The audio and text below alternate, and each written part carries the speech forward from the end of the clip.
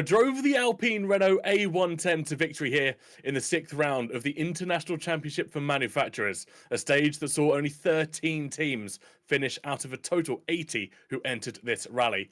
He's gone again to win it in 1973 during the inaugural season of the World Rally Championship in what was dubbed as his Annus Memorialis, his year to remember.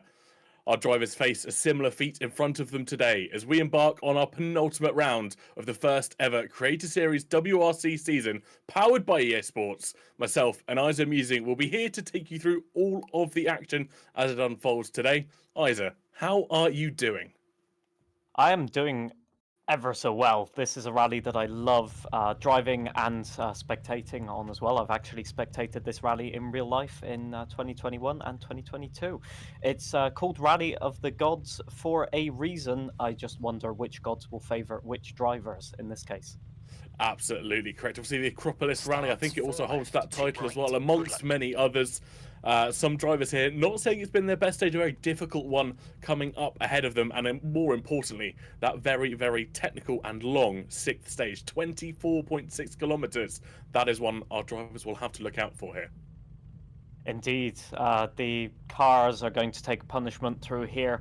It's known for being high attrition rate, as you've already mentioned. Even in modern times, it's very, very frequent to see half of the drivers DNF from the stages and from the rally entirely. Indeed it is. Obviously, the drivers here today driving H2 rear-wheel drive cars. That's a little bit of a tongue twister unexpectedly, but how are those cars tending to fare around here? I know especially the Alpine is a rear-engine car, so it tends to be able to throw the back end into the corners a little bit more than some of the others. Most definitely. It's a bizarre car to drive, actually, because you have to use a different driving style with it and a much more smooth and calm approach to especially going downhill, because you've got all of the weight at the rear, basically, and it drives kind of like loosely a Porsche would in GT series that has an engine at the rear. Or any kind of car that has a rear engine on the track there. You've got to be very, very cautious about throttle application and about braking. So definitely has its advantages, has its disadvantages. Its main advantage is actually the weight. It is about 300 kilograms lighter than any other car in this class, but it has a lower horsepower ratio in exchange. What I've also tried to understand about the Alpine, it likes the high revs, which is especially difficult in some of these twisty turns here. We find ourselves in Greece through the hairpins. Some of our drivers have been reporting that it's essentially difficult to keep the car's momentum going, especially when you've got to keep the engine in the high range. Sometimes just throwing it in seems to be the best approach. As you can see on the left-hand side of your screens there, Punju doing exactly that as he tackles the first stage here. It's an impressive start, definitely seems to have the confidence in this stage. Just a few minor taps of the rocks here, but that's going to happen every single stage, I think. Yes, as we were saying, the Alpine is a very different car because it's the only car here that was designed in the early 1960s. So yes, keeping the revs very high in an early 60s car is very, very important. It started actually with only 51 brake horsepower in 1963, would you believe? It went on to have a maximum output of 180 in 1997, but by then it was already uncompetitive due to chassis improvements and other cars like the Ford Escort arriving on the scene. So definitely a strange car to drive, and one where you have to be, as you said, flat out and 100%. Interestingly enough, I think a majority of our creators this afternoon have chosen the Alpine to go with. I know Punju's running it, Tom's running it in it as well, and you can see there some of the car selections. Adam Sanderson choosing the Fiat 131 Abrath Rally, and then Aerotech choosing the Hillman Avenger. Not necessarily the sort of car you'd picked with Rally in modern times, but of course, back in the day, a very, very worthy challenger. Well, it was a very popular car, the Avenger. It's gone through many, many different names. You know, it was known as obviously the Hillman Avenger at the start, and then the Chrysler Avenger, and eventually at the end Talbot Avenger, as the rights to build it was purchased by Citroën and the French conglomerates.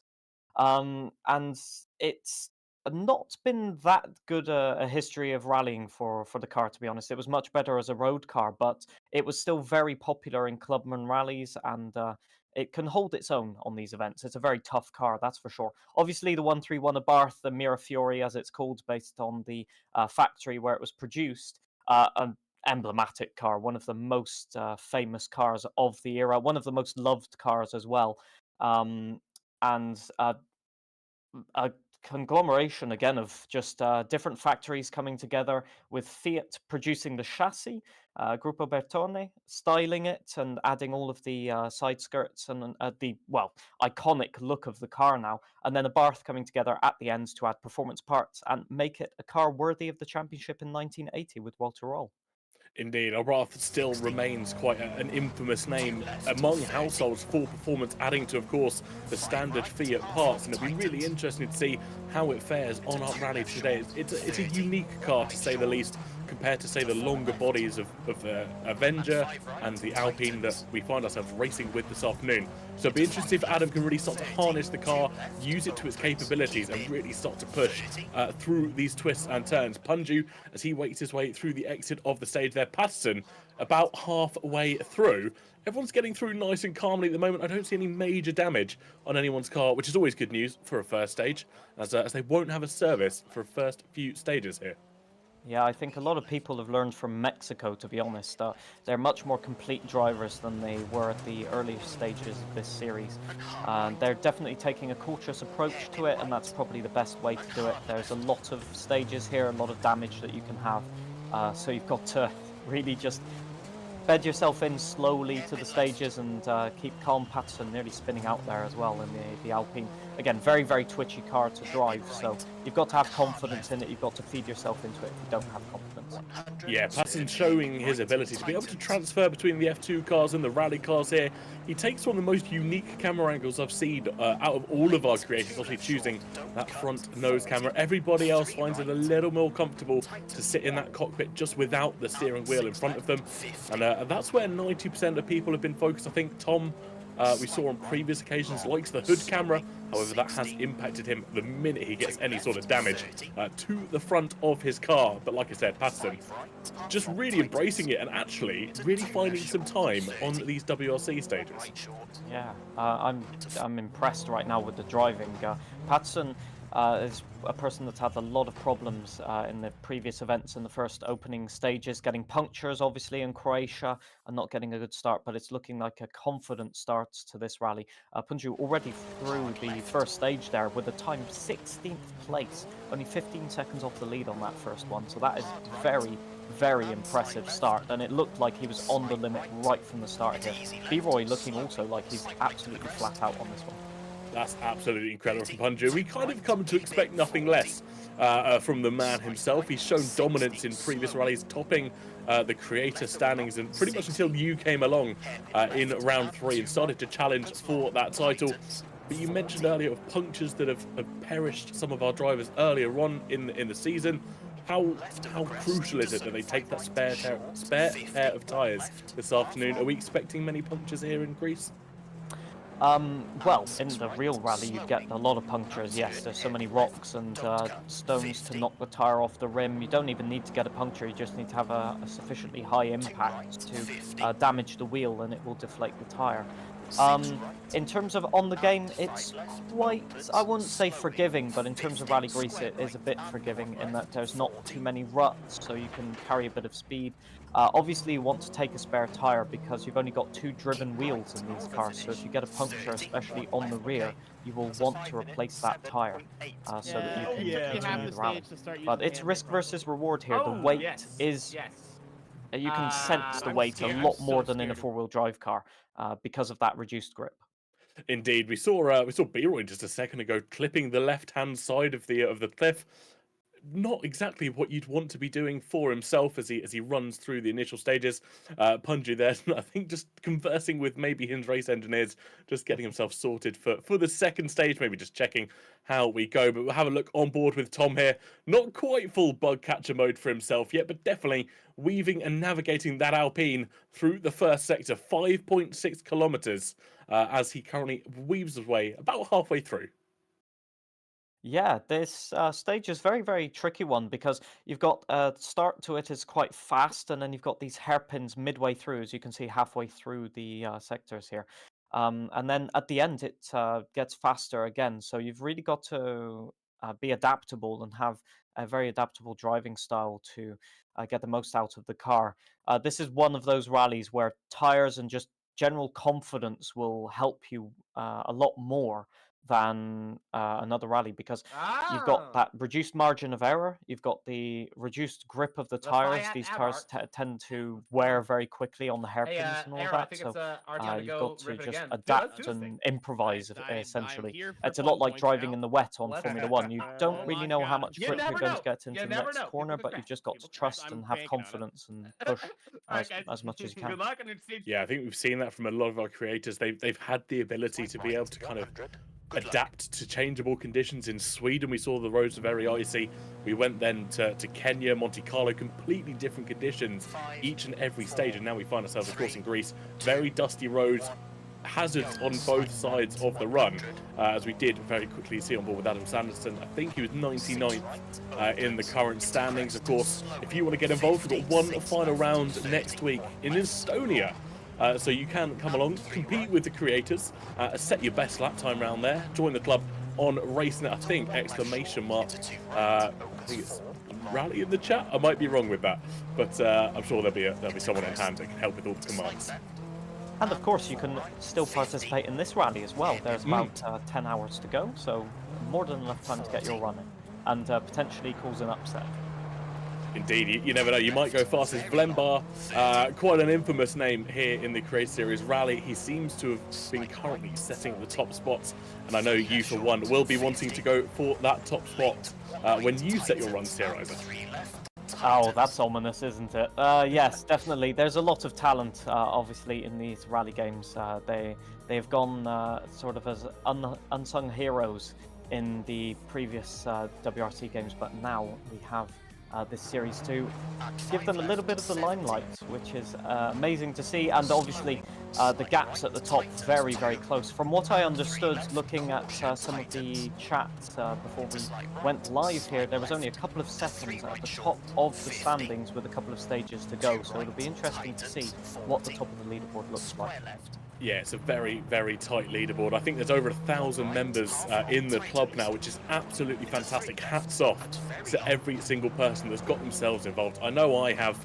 I've really enjoyed running the stages here, even on controller. So you don't have to have a fancy wheel setup like all these guys have. You know, I do it on a PlayStation controller, and it is just as fun. So do get involved. And do go set your lap times on board now with Air Attack in that Hillman Avenger, just trying to find the grip through the hills and managing to navigate it quite well. I believe he's on stage number 2, 10.4 kilometers here. Yeah, he's looking to have a bit of understeer here, actually. I'm just looking at the way the car's handling through the corners. He's having to apply a lot of steering lock and not a lot of counter steering, actually. So that's obviously something the Hillman Avenger does suffer with. It's a bit lacking on power, but it's a very stable car to its benefit. So he's obviously gone with that car for, I think, confidence purposes. You go with the Alpine, I think, if you're very, very confident, like Punju has. As we can see here, Punju just sending it still through these stages. I think he's on track for maybe a top 20 finish in this one if he doesn't put a foot wrong. I know he's been practicing quite a bit. He obviously wants that title. Who wouldn't? Well, yeah, exactly. It'll be an inaugural title here for the WRC club. Amongst the creators, it's essentially bragging rights till the end of time, saying that you came in, you claimed that initial victory. We still see it in the Formula One. Our Season 1 champion, of course, still gets mentioned to this day, nearly 4 or 5 seasons on. And it's absolutely fantastic stuff to see everybody getting involved. Indeed it is, and it's a different kind of environment to just running it just at home by yourself. Being part of a broadcast and all that, it really ups the stakes, and I definitely think Punju and a few of the other drivers have actually thrived in this environment. They seem to put in better performances week in, week out, and it's very encouraging and enjoyable to watch, to be honest. Yeah, I absolutely love it. Like you said, Hanju, one of those guys that will really thrive under the pressure. Sometimes it just takes that, getting that extra bit of motivation and stress on your back makes you stick those corners even better. You get those little bit quicker reactions, and Hanju, you can see every micro little adjustment of that wheel as he heads through the corners. He is laser focused on the track in front of him, listening to every single call out that his co-driver gives him, and absolutely sending that Alpine through the mountains. Yeah, it looks like Punju's just ahead of Dark Viper there on the screen. It was interesting to see the difference in driving technique between the two. Punju really sending the car quite a bit into the corners, whereas Dark Viper was just keeping it cool and calm and collected, taking more of a smooth driving style here. It'll be interesting to see what the time is like at the end of the stage. I think Punju's got about 30 seconds more on his timer, so he's just further ahead on the stage. But I reckon this time is going to be quite a close one. Actually, Dark Viper more towards the start of the stage. I can see it on the splits there. My apologies. But yeah, it's really difficult to get the optimal driving style for these cars. You really have to find the correct balance. Now, will Punju wear his tyres out too much? Will Dark Viper not push enough at the start? Who knows? Well, that's going to be the issue. I think a couple of our community members have come in. They often run the stages before our creators will give some feedback on what they found, especially when it comes to tyres, when it comes to how to set up the cars. And that is what we love about building a community here. Just being able to see creators and community really starting to interact, community helping out their favourite drivers, of course, and they've been told that some of the tyres here, much to an effective Formula 1, it might not last the complete stages if you bang them on at the end. The soft tyres around here maybe aren't as long lasting as the harder tyres, so I believe all still supplied by Pirelli for WRC, if I'm correct. Indeed, although in this era of cars there were many different tyre manufacturers and essentially a tyre war happening all the way up into the 90s basically. But definitely the tyres of this era not built to last. You know, they've got a lot less grip than the modern tyres. And effectively, the difficulty with this rally is it's held during the summer. This event also being held during the summer. We've got access to the medium compound and the hard compound tyre, which is the hardest compounds in the game. And definitely, the medium compounds wear out very, very fast. The hard compounds are much more durable, but have a lot less grip as well. Yeah, it'll be interesting to see whether they take that risk of maybe a straighter, better speed in the initial stages, but then, like you said, them wearing out later on as they run through towards the next service area. Our drivers don't have a service area until they reach stage number 4 here. So they have about 23 or 24 kilometers between the first and the second service areas here. And that's a considerable distance. Obviously, we'll ignore the distance between the second and the third. We'll come on to that a little bit later. But yeah, 23, 24 kilometers. You've got to make the tyres last. Well, there's no long stages here. That's a benefit, because the more the length of the stage continues, the more you overheat the tyres, and the difference in wear between the front and rear is great. But yeah, definitely, from what I've heard, the correct strategy might be mediums to the hard tyres for the long stage in the middle, and then back onto the mediums for the last 2 stages. But we'll have to wait and see. Maybe somebody's got some secret tyre strategy at this stage. You never know. I'd love to hear what your definition of a long stage is here, because I'm looking ahead. We've got 24.6 kilometers to come here in stage 6. To me, in terms of racing, that is a long stage. Is that still a medium stage in your eyes? No, it's getting up there, that's for sure. It's not the longest in the game. I think 34 kilometers is the longest stage. This one's slightly shorter, but the difficulty with this one is the changing rhythm and the effect that can have on your driving and your tires, because there's a lot of sections here where we can see it's pretty open. There's some 3rd and 4th gear corners. You have to throw the car around a lot, as B-Rice seems to be doing amazingly here. Wonderful to watch, to be honest. Just mesmerizing to see the car dart left and right, and just the counter steer happening. Also reflections, as you can see, very, very distracting sometimes in the lighting conditions on these older cars. So you've got all of the effects right now, the dust on the windscreen, just a classic Rally Acropolis, basically. But definitely, the stages are very, very tricky due to the changing in tempo. If you've got a stage like Mexico or Chile even, then even Croatia sometimes, the corners all tend to be about the same, and they sort of like blend one into the other, whereas this one in Greece, you've really got to listen to the pace notes very carefully. Yeah, we've seen in previous stages and previous rallies, Leroy getting all sort of caught up there on the left-hand side, just hitting the mountainside. I don't think he's got a puncture, don't think he's got too much damage, but maybe a little bit of a hit to the ego there. Everyone else just getting through nice and calmly. Dark Viper navigating through a similar section of the track, and now Punju has finished stage 2. Punju, another top 20 time. Yeah, P15, fantastic run for himself. He doesn't look very happy with that, though. That's surprising. I think he was expecting maybe a little bit better time out of that. Yeah, that's interesting to see. Well, according to the difference, he's 22 seconds off the top pole time. I mean, there was about 3 or 4 seconds between 10th place and himself. I mean, if I'm running that stage and I'm that close within the top 10, I'd be absolutely ecstatic, given how many people are running these stages. But nonetheless, we know Punju is a perfectionist when it comes to rally. We know he wants to go quick, and quick he can go. And Dark Viper just getting himself caught out. Of course, left, well, started the stage essentially last on our deploy times. He's tied up with B-Roy and Paston in terms of go times. I think that's what they're referred to. So he will be probably last across the finish line. Obviously, timing is what matters, not when they cross the line. Indeed, yeah. The timer starts when you cross the timing beam. It ends when you finish, as in every other motorsport, but the cars start on their own, essentially, on stage. You are racing against yourself more than against your competitors. And your biggest enemy is yourself, and B-Roy nearly getting it all wrong into there. The difficulty with Rally Greece, really, as you can see looking at B-Roy's footage here, is there's a bank on the outside of the corners sometimes where you can get the car caught easily, and that doesn't really appear on any other rallies. Hi, B-Roy. Interesting, and obviously, being the rally expert, do you want to talk us through what that can do to the car? Does it unsettle it? Is there a potential that it throws the car kind of all across the shop? He has zero Well, chill in the best it way. has a double impact, really. Oh, B-Roy's got stuck there, going to the inside. He's dropped off down the bank there. Can he recover? Can he get back up here? It's very, very difficult with these two-wheel drive cars. He might have to take a reset penalty, or he's going to have to aim it.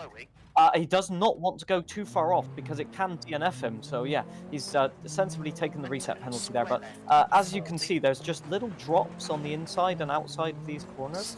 So when I went to Rally Greece, I thought, this is interesting in the games that they've got this little bank next to the road. I wonder if that is true to real life, and indeed it is. For some reason, when they sweep the roads or repair the roads, they just leave all of the stuff that they collect on the side of the road to act as a bank, which is effectively a security barrier for these gravel roads. And they're quite high. They can be up to half a meter high. I've seen them in real life. B-Roy again, right into the wall there. That's going to be major damage. Thankfully, most of the components of this Alpine are on the rear of the car, so should only take suspension damage and stuff like that. The bonnet flapping around in the wind.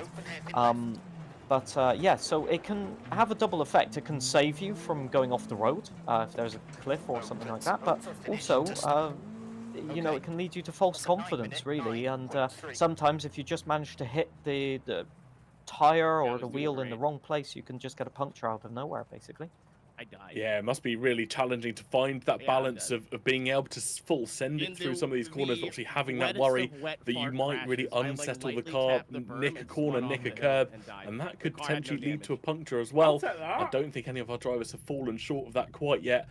We can see Punju here just getting lined up and ready to go for stage number 3, 8.7 kilometers in front of himself, just before the next service area.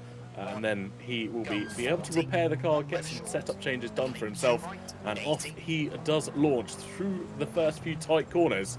Punju doesn't seem to have any reservations when he's sending it into these, does he? No, he's not phased at all. He's done his homework, he's done setup work, and it's looking, as I say that, nearly spinning the car there, having to put full lock to save it. The difficulty with the grip I was going to mention, actually, is that there's like a sandy surface. It's very coarse gravel, as you can see, but above that sits a very sandy surface, maybe 5 centimeters thick. And if you're doing any road sweeping, which they will be doing here, which is the first cars going over the road and no ruts at all. You're effectively sweeping that bit of sand off of the surface and trying to get down to the rocky terrain underneath to get the better grip. So that can mean actually that you have two phases of grip through the corner. An initial phase when you turn in where it's super slidey and no grip at all. And then mid-corner, you get the car gripping up effectively. And you can then apply the throttle or apply more steering lock and gain the confidence. But it's a really tricky transition between that, especially with a rear-engine car like the one Andrew's driving. 6 right to the crest, opens long, slowing, 90. 2 right, half long, 30. Slight left, slowing, 100. Hairpin left, opens. Definitely, yeah, yes. And what can happen also is if you start oversteering too much and then you clip the inside of, like with a rock or something, you can end up doing a just complete 180 in these cars. Because a bit like the Formula One cars, as soon as you start to slide, you've only got power to the rear wheels. So if you apply the power, for example, in Mexico, we were with the Group A cars. If you apply power there, you've got 4 driven wheels and you can pull yourself out of a mistake. Whereas with these cars, if you apply the throttle, you'll just continue spinning. So it's a very tricky technique to master, and you're always on a knife edge, effectively, especially going downhill. Sometimes downhill, the Hillman Avenger or the Fiat 121, especially maybe even the Ford Escort might be the better car to choose here. It's a compromise between power and drivability, as always. Yeah, I think we've seen that in previous rally stages. Obviously, the car choice is really coming in clutch for some of our creators here. Oh, Punju clipping the right-hand side. That's a massive accident. That was very, very lucky to do it there, because all the way down here, if you fall off the edge of that cliff, hopefully it's got no damage. But if you fall off the edge of that cliff, that is practically your race over, unless you get very, very lucky. So that was a heart-in-mouth moment right there, wasn't it? It really was. I'd love to be able to stay on board with Punju here as he runs down the rest of the stage, at least with the hills beside him. See if he manages to keep it on the track. There we go then. Punju back on your screens. Another clip of the inside curve this time. Just keeping it on the track. Punju surely is going to have his rhythm disrupted here. Yeah, the tyres may be overheating as well, because every time you spin, you're overheating those tyres. You're taking more life, more tread out of those tyres, and it just compounds the issue. The Alpine, definitely not the best car on tyre wear, because it's got all of that weight over the rear tyres. So with the amount of handbrake that you're using, with the amount of oversteer, or with the amount of natural oversteer that this car has, it can really take a heavy toll on the rear tyres. And I sense that perhaps those tyres are a stage too far gone, essentially, and definitely over the 25% tyre wear mark in the Formula One games, that's for sure. Yeah, oh no! Oh no! Oh, is he going to save it? Oh, he just got the reset. Oh my goodness. Incredible scenes, incredible split-second decision making there to press the pause button.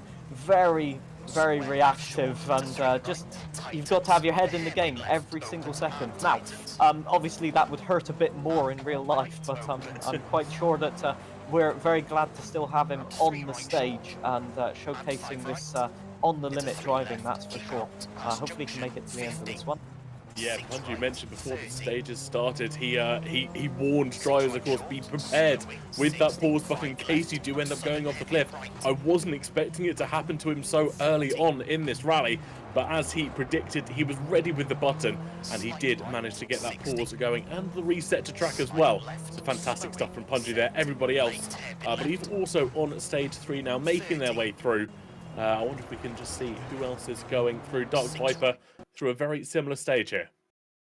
Yeah, I'm getting unconfirmed reports that we may have somebody with an issue on one of the stages, but yeah, it's one of these sort of downhill stages all the time here, and so you can really get caught up in, as we saw with Punju, caught up in just pushing the limits, trying to get the most out of that hairpin. You build up the confidence that you have the grip going downhill, especially with the Alpine, because you're not having that loss of traction all the time. And so Two right, you just push the half limit long, more 30. and more and more until the car just gives up, Slight and left, all of slowing, a sudden, that's 100. the end of that. Yeah, we're trying to figure out who's Left, having that issue. opens. Not quite sure who it's affecting yet. But Dark Viper 70 still on the right run short, down in the 40. Hellman, running down the hills through the tight left-hander he goes. Of course, Right, using that 30. former sim wheel. We've mentioned this in previous weeks, the difference between some drivers using the Formula wheels, using the rally wheels, and Dark Viper really starting to find home here in the Greets Hills. The Formula Patterson 2... off. I've Left just short, seen on my right. monitor here, Patterson just getting a reset there. Very, very lucky as well. In the same area where Punjab spun it as well. So obviously the car really not liking that section, or something to do with the setup. Just incredible. I can't really figure out what it is about that part of the course that's getting them so distracted or caught up in problems. At least according to me, it's one of the more open sections where you're just carrying the speed through the corners. Maybe that change in driving style catching them out really. You've had a lot of hairpins, at least 5 of them, which are counted there, just watching the footage. And then you get onto the open section and you just push, and the car just gets away from you. Yeah, I wonder if it's a little bit of overconfidence. They've had the long runs a little bit earlier, and then they run into the technical section with the hazard on the left-hand side. Maybe it's just they feel they can push a little bit too much, run through the stage, and obviously that cliff on the left-hand side or the right-hand side, depending on where they are through the hills, does catch up with them rather quickly. Punju not quite perfecting the hairpin this time around as he comes round to finish stage 3, but we're being told in our ears it's Aerotech that's out. He won't be completing the stages, and I wonder what happened to Aerotech. I can only guess, as Patterson's right up the bank there as well. Yeah, commiserations for Aerotech, really. It's so easy to make a mistake out here, and sometimes you just don't have the time to react to it. But that's got to be annoying. Just before the service area as well, just before you get a little chance of a break and a bit of a reprieve, and a new set of tires, more importantly. Perhaps some damage contributing to that. The Hillman Avenger can, as I said, lead to that understeer, and especially on this stage when you're going downhill. Dark Viper nearly off the road there as well. My God, that was close. That was very close. He had 2 wheels off of the stage then. Dear oh Lord, that was the heart and mouth once again. Talk about driving on the edge. Our driver's taking it to a completely different level here in the WRC event. On screens at the moment is B-Roy. Last time he was faced with the potential for DNFing off the edge of a cliff, it did indeed happen. That was back in Rally Sweden, but this time the man from Florida making it successfully down the hill, at least for now. And B-Roy keeping that Alpine on terra firma, and definitely not a slow time either. No, I'm very impressed by the pace they're all showing out there, really. As B-Roy gets it wrong at the hairpin there a little bit, but no harm done. Yeah, it's incredible to see how hard they're pushing, actually. I did not expect them to go out of the gate just maximum attack flat out. So definitely, I think some of them might have worn their tires a little bit too much in this one. But obviously, that's something you have to be comfortable with. If you think that you have the pace, B-Roy again hitting a lot of the rocks on the outside of that corner, might have some damage or a puncture there. Who knows? Yeah, I think we'll be able to find that out. I think he's close enough to the end of the stage now. He'll be able to see the car home, get the repairs done at that next service station. It's a long service as well, so obviously they've got extra bit of time to be able to get any major or minor repairs done for themselves. But B-Roy managing to navigate through. Let's have a look where Dark Viper stands, as we'll be able to get him on screen in just a moment. There we go. Navigating through successfully as well. A lot of dirt and a lot of sand kicking up on that windscreen. That must surely be distracting as they run through the hills. But the man that won the F2 feature race just last weekend, making his way through Greece, pretty effortlessly at the moment. Yeah, I'm surprised that using the Formula 1 wheel. I've used it in the past. It's a very bizarre sensation to use a Formula 1 wheel while rallying. It can be very difficult actually to catch the car because you have to use a lower angle of rotation, because it's not a round wheel, so you can't just grab any part of it, basically. And so it can affect your driving style and all of that, but he seems to be making it work effortlessly, so yeah. Yeah, He's sat there talking as he rides the curve. He's sat there talking to chat. He's having a lovely time as he makes his way through the stages. It doesn't look like there's there's focus, but it's not pure focus on the face of Dark Viper. I wonder what happened to Punju here. Yeah, he was just having a look at where he went off the road there, and from what I could see, it was milliseconds away from being that crucial DNF. And I think he realizes, you can see it on his face, that could have been the championship-changing moment. Punju, all he has to do, basically, to win the championship is finish the rally in a good position. And the points tally becomes uncatchable, no matter what. So I think he just realizing how close to disaster that was in terms of the grand scheme of things and in terms of just the rally and the stage in general. I'm sure he's very, very happy and relieved to get to the end of that one as Dark Viper completes the stage as well.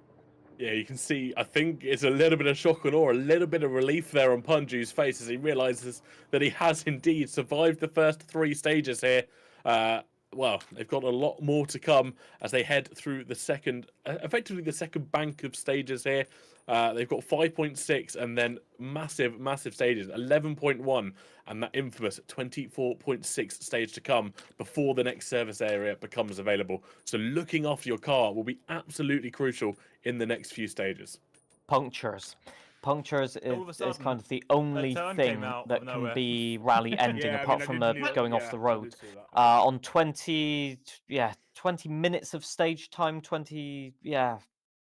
that's, if you get a puncture anywhere in the first 3 quarters, let's call it, then it's a complete disaster and you have to stop and change the tire, which is at least a minute 30 of penalty, and that can be devastating for your rally result. And in terms of points for the Creator Series, we saw it in Mexico, and in Croatia as well. Actually, here we might begin to see some people suffering a little bit.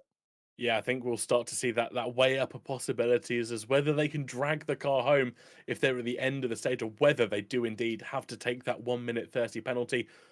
It'll be a real weigh up between the driver's mentality and where they stand at the moment. Obviously, you know, the longer they take to decide whether to take that penalty, actually, you could call that an added penalty bonus. Yeah, indeed you can. It's a very difficult balance to know when to take the penalties in these cars, because certain cars can be more affected. Obviously, when you've got 4-wheel drive to help you out, you can carry on a punctured tire. But when you've got only 2 driven wheels, even if it's a puncture on the front, it can lift up the rear of the car. And so you've only got minimal contact with the ground, and you're effectively forced to stop and change the tire because you can't go anywhere. I had an event in Mexico at the start of this game cycle, if I remember, where I just couldn't move the car forwards at all. Wow, that's it must be a completely different challenge. But I think whilst we've got a brief moment in the action, we're going to be able to pull Aero in for a quick chat, just see what happened, see if we can hear it from his point of view. Aero, welcome in. First of all, what happened? We didn't see it on the broadcast, so just talk us through what happened there. I'm actually so sad. Apparently there's some sort of bit here that Punju very lovingly forgot to tell us, is that if you go over a cliff, immediately pause and reset, because the vertical drops are so bad that you'll just DNF. I was halfway through the stage. I thought I was figuring out a really bad stage 1. And I like lightly tapped a berm on the right-hand side, and it just spun me over the hill. And then, like the Terminator, I could just see my car sliding down the hill, and I'm just like, oh, this will be fine. And then I DNF'd in the lamest and laziest way possible. I could have did a flip. Nothing blew up. Like, I just fell asleep, basically. Yeah, that's sad. That is very, very sad to hear. But some positives maybe to take from it, in that your driving before that looked on the limit and really, really clean. A rally like Greece catches out the best among the WRC drivers, so I don't think there's anything to feel ashamed about there. Yeah, I'm bummed. I was looking forward to it too, because it was the rear-wheel drive round, and with my experience in car control, I was like, okay, especially because that second stage was a bit faster. I was able to like feel it out on the throttle a lot more and move the car a lot more on the throttle. I'm like, okay, I think I figured it out. And could see how fast I was going, but I didn't feel scared or nervous. I was like, okay, cool. This is good. As long as I don't crash, I'll be all right. Well, It's my turn. Yeah. I haven't had a DNF yet this season, so I'll get it out of the way here, I guess. Yeah, that's the difference between rally and other. Oh, we can just see a replay, I think, maybe of your DNF. I'm sure you don't want to see the replay of the DNF here. Just got a clip. I could do without so it, to be honest. yeah, so just again, just driving normally, then second gear corner, and yeah, just getting that little tap of oversteer. I'm thinking that the car was oversteering quite a bit at this stage. Yeah, I think I just overdrove it a little bit. I figured it's like Sweden, right, where you can kind of use the banks to your advantage. I didn't think it would hook me over the wall that bad, but maybe I hit it a little bit more than I had expected. Lovely. I think There's definitely a driver error. I'm just bummed for the consequences. Yeah, we're just about to see. I think the incident happened here on the view. Oh, there we go. Yeah. Oh. Yeah. Oh, incredibly no! unlucky. I cannot Super believe what lazy, I've just man. seen here. Would have rather went out in a fireball. At least that would have looked cool. You had the combo of just clipping the inside with your front left, then clipping the rear right on the bank, as you said, then clipping the front right on the bank, putting you into the tree and over the bank. I mean, pretty much pinball, basically, unfortunately. Yeah. I've never, even in my own time, I've never finished a rally here, so I was like a little nervous. But again, that first half of that stage felt really, really good. So I was like, okay, you have nothing to be nervous about. Just do what you know how to do, and then all it took was one mistake. It looks like I'm not alone. There's a couple other distinguished gentlemen in the graveyard with me, but 5 left, 30. Yeah, it's as good experience, I guess. Let's put it that way. Commiserations, though. yeah, that means a lot coming from you too. I'm gonna run the Punju's got another club that is just the exact same thing again, and instead of just sitting here for an hour, I'm gonna do that and see if I can learn anything for next week. To square right, 60. And you learn a lot more from mistakes, that's for sure. Than I always find that in the most difficult moments, you can always pull a lot of knowledge and feedback from it. 6 left, slowing, 52 left, keep Wow, in. amazing stuff. Thank you for coming to chat with us, Aero. Fantastic to hear from you. Unlucky on the DNF, but heads held high, of course, that you haven't DNF previously this season. We look forward to hopefully seeing you back in Estonia next week. Oh yeah, I'll be here. I'm bummed that this is how my podium streak's ending, but we're coming for it next week. Amazing stuff. Looking forward to seeing it, and of course, Estonia next week. But thank you so much, and we'll catch you then. Have a good one, guys. Thank you so much. Well, it was gutting to watch Aero there. We mentioned how deadly those cliffs can be in these cars. Punju saved it by mere milliseconds. Aerotech, unfortunately, not finding the same grace through the hills, and down he rolled, and out he goes. It can be very difficult on the moment to remember to pause and do that little trick there. So yeah, I mean, to be honest, where he crashed, you wouldn't expect it to give you such a big penalty for that. So I can understand why he's a bit shocked by that. But it happens. It's part of rally. The unexpected is always around the next corner. So what can you do? 30, Exactly that. You have to trust your co-driver instinctively. You never know what's coming around that next corner until it is upon you. And of course, the cliff is found this time around for Aerotech. It was B-Roy last time out in Sweden. I'm sure he won't be the only driver as we head through the hills to suffer the same fate, though. We can watch on board with Punju and Dark Viper at the moment as they both make their way through the stages. Tom as well, just a few meters behind them both. He's still in that Alpine, and you can see the focus on his face. Not quite full bug catcher mode yet, but definitely getting close. Yeah, electing to drive with the bonnet camera, yes. A different sensation that you'll get with that camera because you're sat a lot more forwards in the car, so you'll get the impression that you've got a lot of oversteer and that you're a lot closer to the apex. Sometimes it can be helpful to see around corners, but it can lead to quite a few mistakes. It really can. Obviously, you're sat that much further forward in the cars, and I don't know what's happened to B-Roy. I'm not sure if this is a finished stage for himself, or is this a DNF? Oh, where I'm seeing a roll there. Yeah, it's definitely a clip with the That's barrier. not looking good. That is not looking good from what I can see. Pause for the camera. Oh No! dear. Oh, here it goes. Oh no. Oh no! I think well, you can see the Nothing, smiles yeah, on his I got face. Queso, Yingling, and We know Madilla what's behind me, I'm coming. pretty sure, Play so the let's- clip, B-Roy. Seconds before disaster. Oh, And I think Okay, that says it not all, only do doesn't you it? live in That's Florida, you've a made living in camera-worthy Florida shot. part of You your could personality. sell I'm that taking one an online educated if that was guess. the real rally, Hairpin that's for right. sure. 30, Unfortunately, one I left, think half that long. might be our second DNF of this evening. It could be a reset penalty though, who 3 knows? left, Although short looking at the corners, replay, that is the 4 end of the right, replay, so that is not the end of the stage, unfortunately. and 3 I left, think that might be a tightens, DNF. narrows, yeah, I don't know and if you could. 6 Well, right, I'm tightens. sure you'll be able to tell me if are you able to do replays mid-stage. I'm assuming the answer is 32 no. left, No. opens, The tightens, answer is no. 18. So that is most certainly probably a DNF. He continues to play the clip. 6 right, I'm not sure if we can switch 6 quickly left, to it as we watch that car go off the I cliff guess.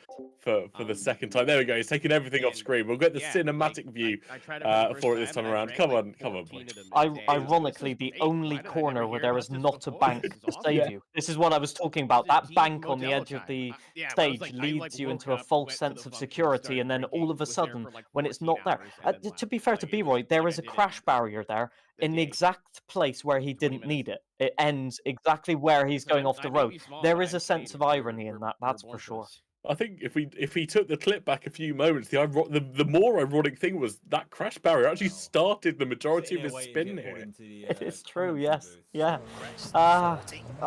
I feel so bad for a crash 2 like that. left, It tightens. wasn't, again, another crash that didn't happen at particularly high speed either.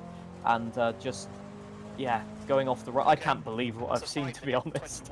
I can't at all. We even though we say at the start of the broadcast, we know where the potential accidents can happen. It's still shocking to see some of our drivers coming to such misfortune. Punju there making his way to the end of stage No 4, and a lot of long stages to come from himself. Passon just about 3/4 of the way through for himself, absolutely sending it with that front nose camera. I don't know how he does it, but he somehow makes it work.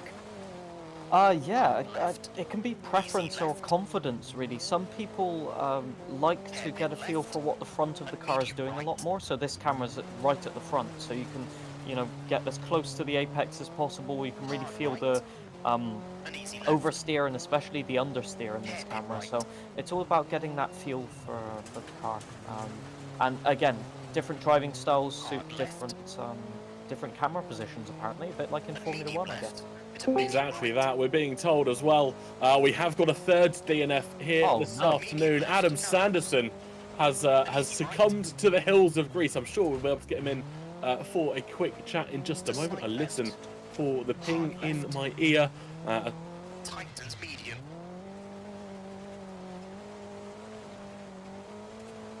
Easy right. Easy left. Don't cut. Slowing. Slight right. Turn hairpin left. Hello. Oh, good afternoon or good evening. Welcome to the broadcast. Easy Thank left. you for having me. Not quite how you saw your rally going, I'm assuming. No, not quite, not quite. It ended quite spectacularly with what can only be described as death. I went so far and fast off of a cliff that apparently the game was like, "Yep, that's unrecoverable. That's enough for you today. Thank you." So At was it least just the press got good cinematic shots from it, I guess. Oh yeah. If you check the broadcasting Discord, it looks sensational. Let me tell you, sensational. Moments before disaster. But yeah, I mean, I got damage on the second stage. First stage was fine. It was good. I kept it nice and calm. I was faster than a couple of the boys. I thought, yeah, this is going great, better than last week. Started to push it a bit more. Then I got steering rack damage. So 25 degrees clockwise was not my new straight. I was like, you know what? That's fine. I Austin Powers it. I got out of it. That's all good. And then I just ripped it too hard in this next stage, and that was it. Dead. That's so Ah. gutting. You'll be somewhat pleased to hear though you aren't the first driver to DNF from this. I think you now make a grand total of 3. Yes, yeah. There's a few of us. Me, Aerotech, and B-Roy. We're all discussing how we spectacularly DNFs this stage. was quite something. Yours looks very spectacular, I'll give you that. The Appreciate others it. were slow speed corners. This looks like a really fast one, to be fair. I mean, look at the cinematics here. That is that could be on the front of a WRC calendar right Oh, there. yeah. Look It at that. really could. It really could. You could I use don't- that free of charge. Are you in replay mode at the moment on your end? Are you able to drag it back ever so slightly so we can Yeah, can sure. watch what happened? Obviously, we didn't catch it on the broadcast, so we were just told that you did succumb to the hills. All right, look. So I was just simply coming down here. I was talking to chat. Oh, there's a corner. Oh no! And then that was me done. Oh no! Yeah, way too fast into that one. But Yep. once again, with these cars, they just don't have the grip that a four-wheel No. drive car has. As soon as they start sliding, there's nothing you can do about it, really. And Yeah. yeah, but I guess a lot to learn from this, basically. No, 100%, 100%. I mean, looking back at the replay, I just went in too shallow into the corner. I reckon I could have kept that speed, but if I did just a much better line into it, maybe dabbed the handbrake, dropped it down to first, spanned the tyre, that maybe might have propelled me away from it. But yeah, I wasn't thinking too much, and this game requires so much concentration that me maybe talking to chat at the same time might not have been the wisest choice, but it is what it is. Next time we go stronger. Well, for a brief second, you had 100% of the entertainment, at least. So Yeah. your efforts were not in vain. Exactly, I appreciate it. Thank you for putting a good spin on it. I appreciate you coming to chat to us, Adam. And well, hopefully you're gonna be back next week for Estonia. Give it another shot. Of course I am. Amazing. Of course I am. Well, I look forward to seeing you there attempting Estonia. But also, thank you so much for coming to chat to us. It's been a Thank you pleasure as very much. always. Cheers. Thank you. Lovely. Well, that leaves us with 4 drivers: Punju, Tom, Patterson, and Dark Viper are 4 out of 7 that remain. And I have a very strong feeling that number will be dwindled down as we continue on in this rally here, Isaac. Yes, it can have a collective effect on the group, basically, because they are all in a voice chat between the stages, so they can communicate with each other and have a bit of banter between the stages. And as soon as someone starts talking about crashing or having a DNF or getting a puncture, subconsciously it can play on your own way of doing the rally.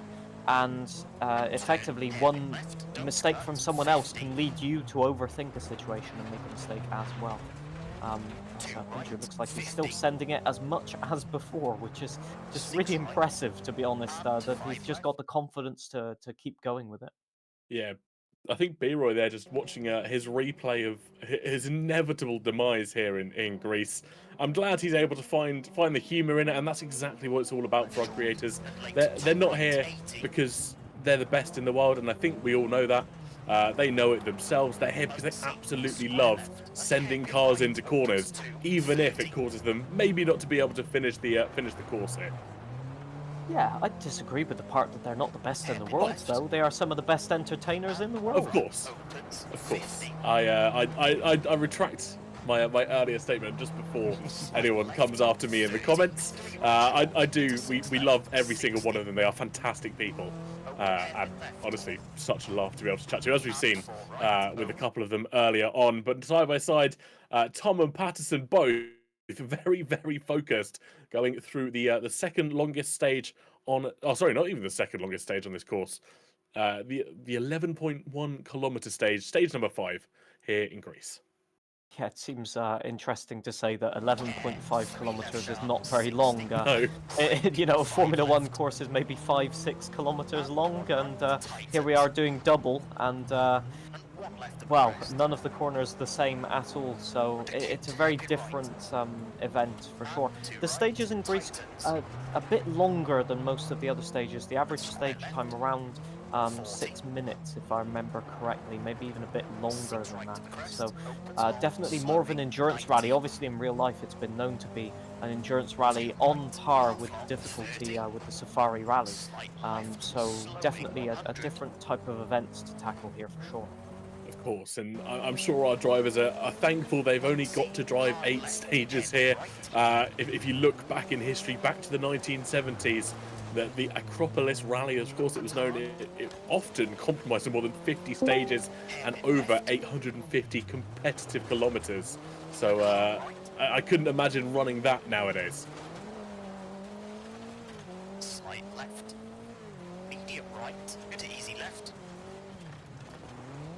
special cars with beefed up suspension, beefed up car parts, etc. So definitely a very tough stage. Obviously run during the summer as well, as we're running it now in the summer time on the game.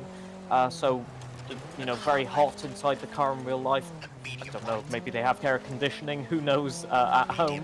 But in terms of engine temperature, tire wear, tire temperature, definitely not helping anybody, that's for sure. Yeah, exactly right. And the one thing I'm quite sad that we don't quite get on this rally, well, looking back in history once again, 2005, the introduction of the super special stage. Again, not something you'd want to try and say quickly, within the Athens Olympic Stadium, which was essentially just a mini road course inside a stadium, right? Yeah, so it was like the Race of Champions, basically. You've got 2 lanes, essentially, and it's held on tarmac, if I remember correctly, since 2005. It's not been part of the rally every single year, but I had the opportunity to watch that opening special stage, or super special stage, in 2022, where famously Lappy crashed out and hit the wall on effectively the first corner of the rally. So definitely, spectator stages can catch out drivers, especially when they're on the wrong tires and all of that. Obviously, I do know from the game development side of things, with the limited time they had to develop stages for some of these events, they could not focus on super special stages, so they chose to focus on the more, let's call it, typical stages of the event. Of course, and that comes into game development, doesn't it? You've got to sometimes sacrifice some of the smaller aspects to be able to put greater stuff into the stages. And what a fantastic job they did! Look at the detail as you see B-roll on the screens running through the stage in that replay. All the dust and the smoke kicking up from the tires. Absolutely fantastic attention to detail, and a shout out to everyone that worked on this game. It is a graphical masterpiece. It is a mean feat, that's for sure. When I watch, when I just remember back playing Colin McRae Rally 1 on the PlayStation 1 and all of that, things have moved forward slightly, haven't they? They have indeed. I remember playing Richard Burns Rally back. I think it was the PlayStation 2 or the PlayStation 3. That was my first ever sort of racing game, and that kind of gave me the love to go after this. And how things have changed, just tenfold, if not more. Yes, the complexity of simulation is allowed to evolve basically with the hardware improving. You know, you can make more calculations, you can add more effects in, and you can make it closer and closer to real life. Obviously, feedback from drivers. The main reason that Colin McRae Rally and Richard Burns Rally were so popular is the fact that they had a world champion driver giving feedback on how the car should handle, what the what the specificities of each car should be, and where the game should focus on improvement. And for this game, for example, we had John Armstrong and a few other drivers giving their input. But we've also had drivers like Chris Meek, Ken Block, and numerous other, Peter Solberg, if I remember correctly, as well, giving some feedback on the previous games. So yeah, a lot of talent and real-life talent giving their impression on these games. It's absolutely outstanding. Obviously, just the talent pool that goes into making it. Obviously, the input from experts makes it what the game we know and love, not only for WRC but for F1 as well. With the new release coming out in just a couple of months, I really am looking forward to it all. But we'll focus back on the stages for now. 4 drivers still remaining in the running. And over about 3/4 of the way, Punju about to finish this stage by the looks of things. Well, he's probably got a couple of K to go.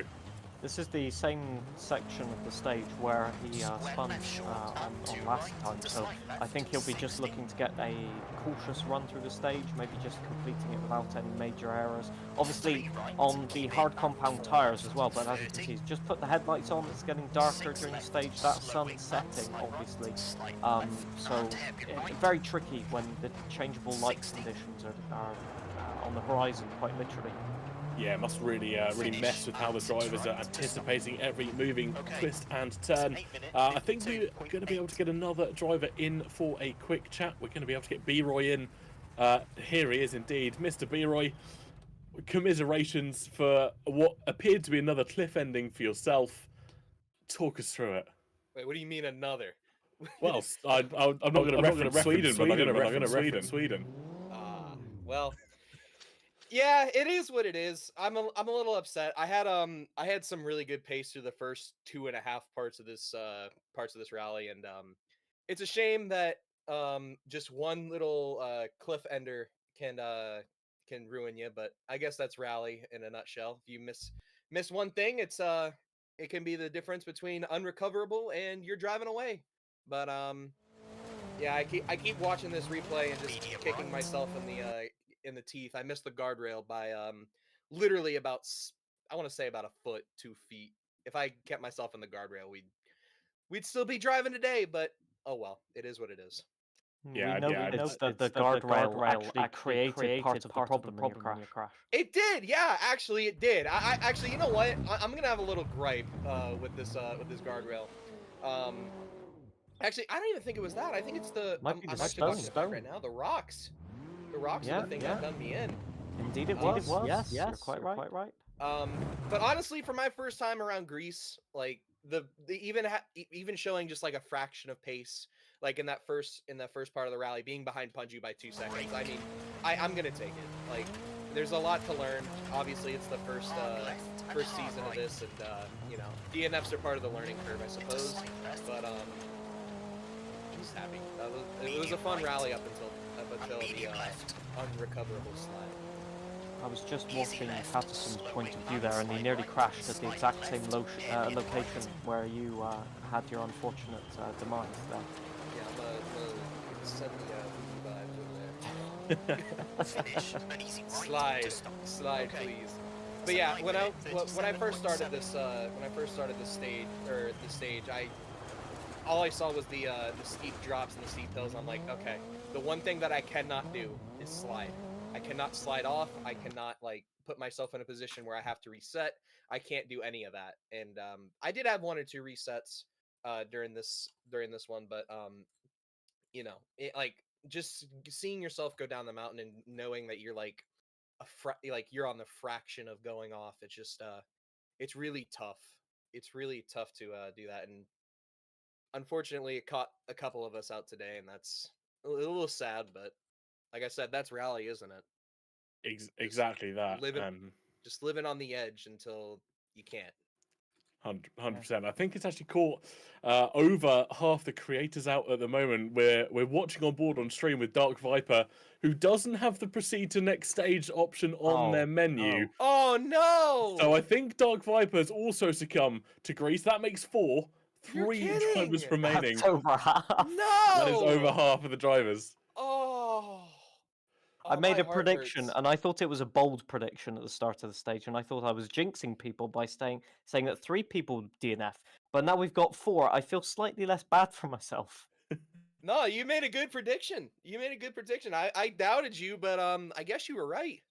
It's just very difficult with these cars. I'm sure you can back me up on this one, but the grip once you start sliding is basically nowhere, effectively. It really is. When you start sliding, get that kick out, you only have such a little, just a little bit of opportunity to catch it. And if you miss that opportunity, you're either sliding all the way off or you're not turning enough. And you know, that's the difference between a 4-wheel drive and a real-world drive car. You can put as much power as you want, but if you don't have that traction, you're not going anywhere. What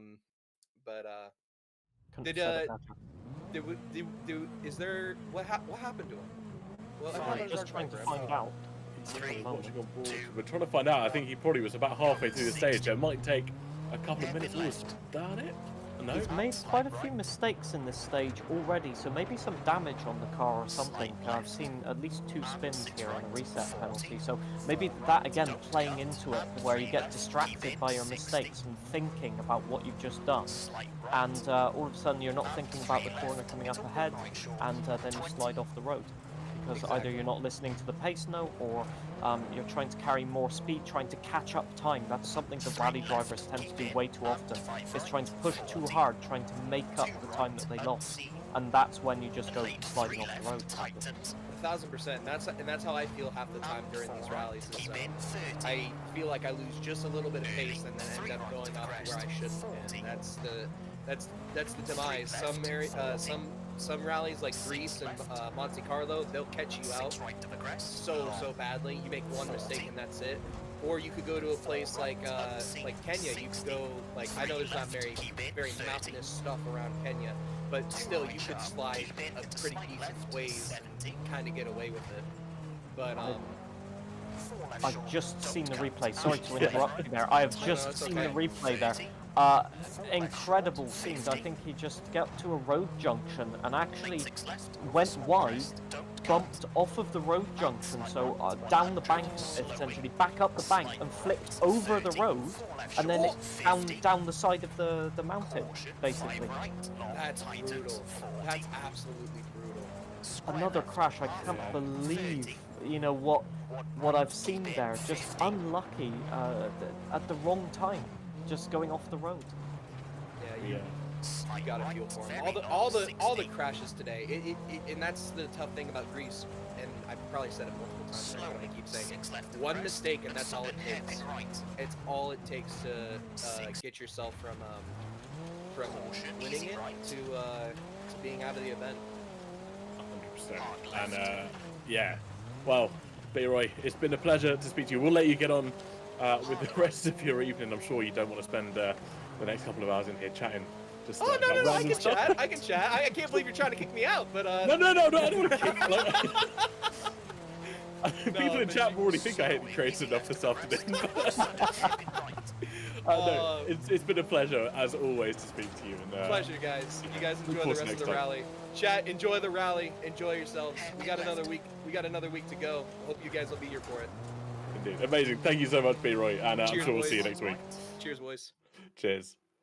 Wow. Interesting. So we're just about to watch here on Dark Viper's onboard. I wonder exactly. I only saw a very small preview window of it, so my description of the events might not be true, but I wonder if he's going to press play on that.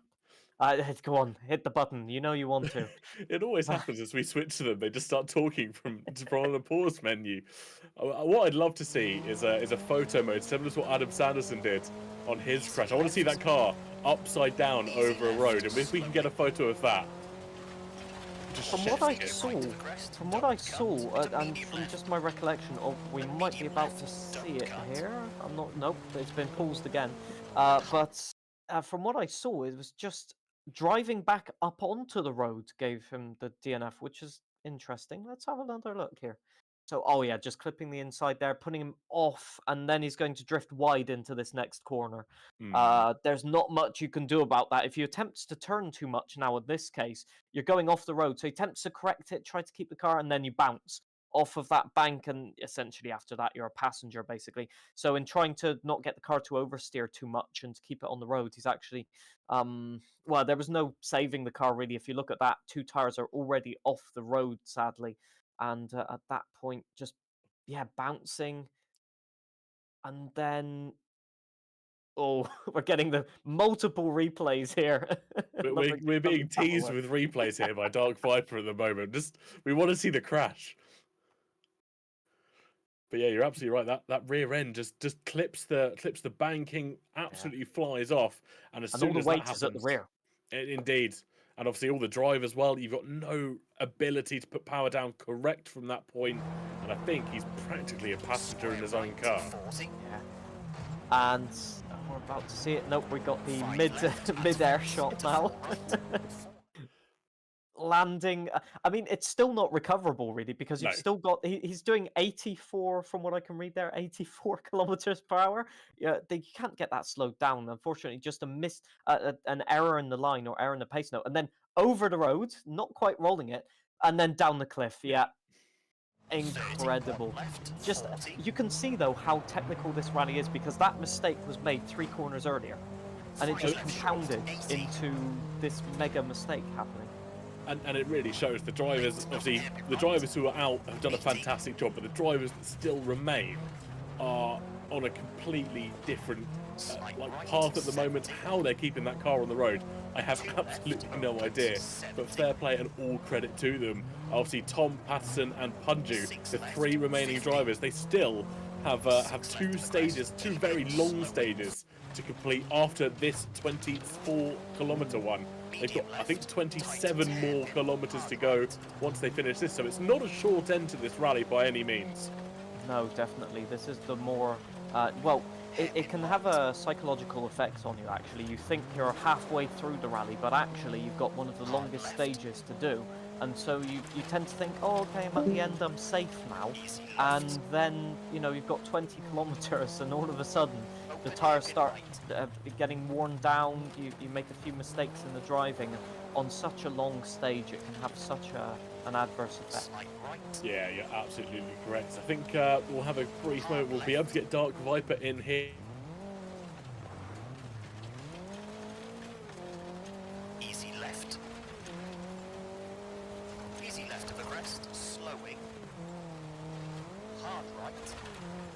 Hard left. Hairpin left, don't cut. And hard right. I don't remember, so I've just Tight really... and hard. And hard left. Easy right. Brake, crest, medium right.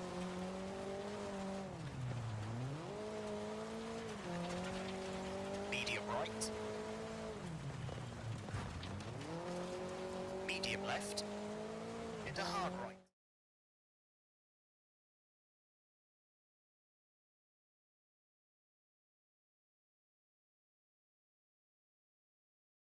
Corner, you've got 2 wheels on the edge of the track, and they're the wheels where you need the grip. Essentially, from this point, there's not much you can do when the car's not touching the ground.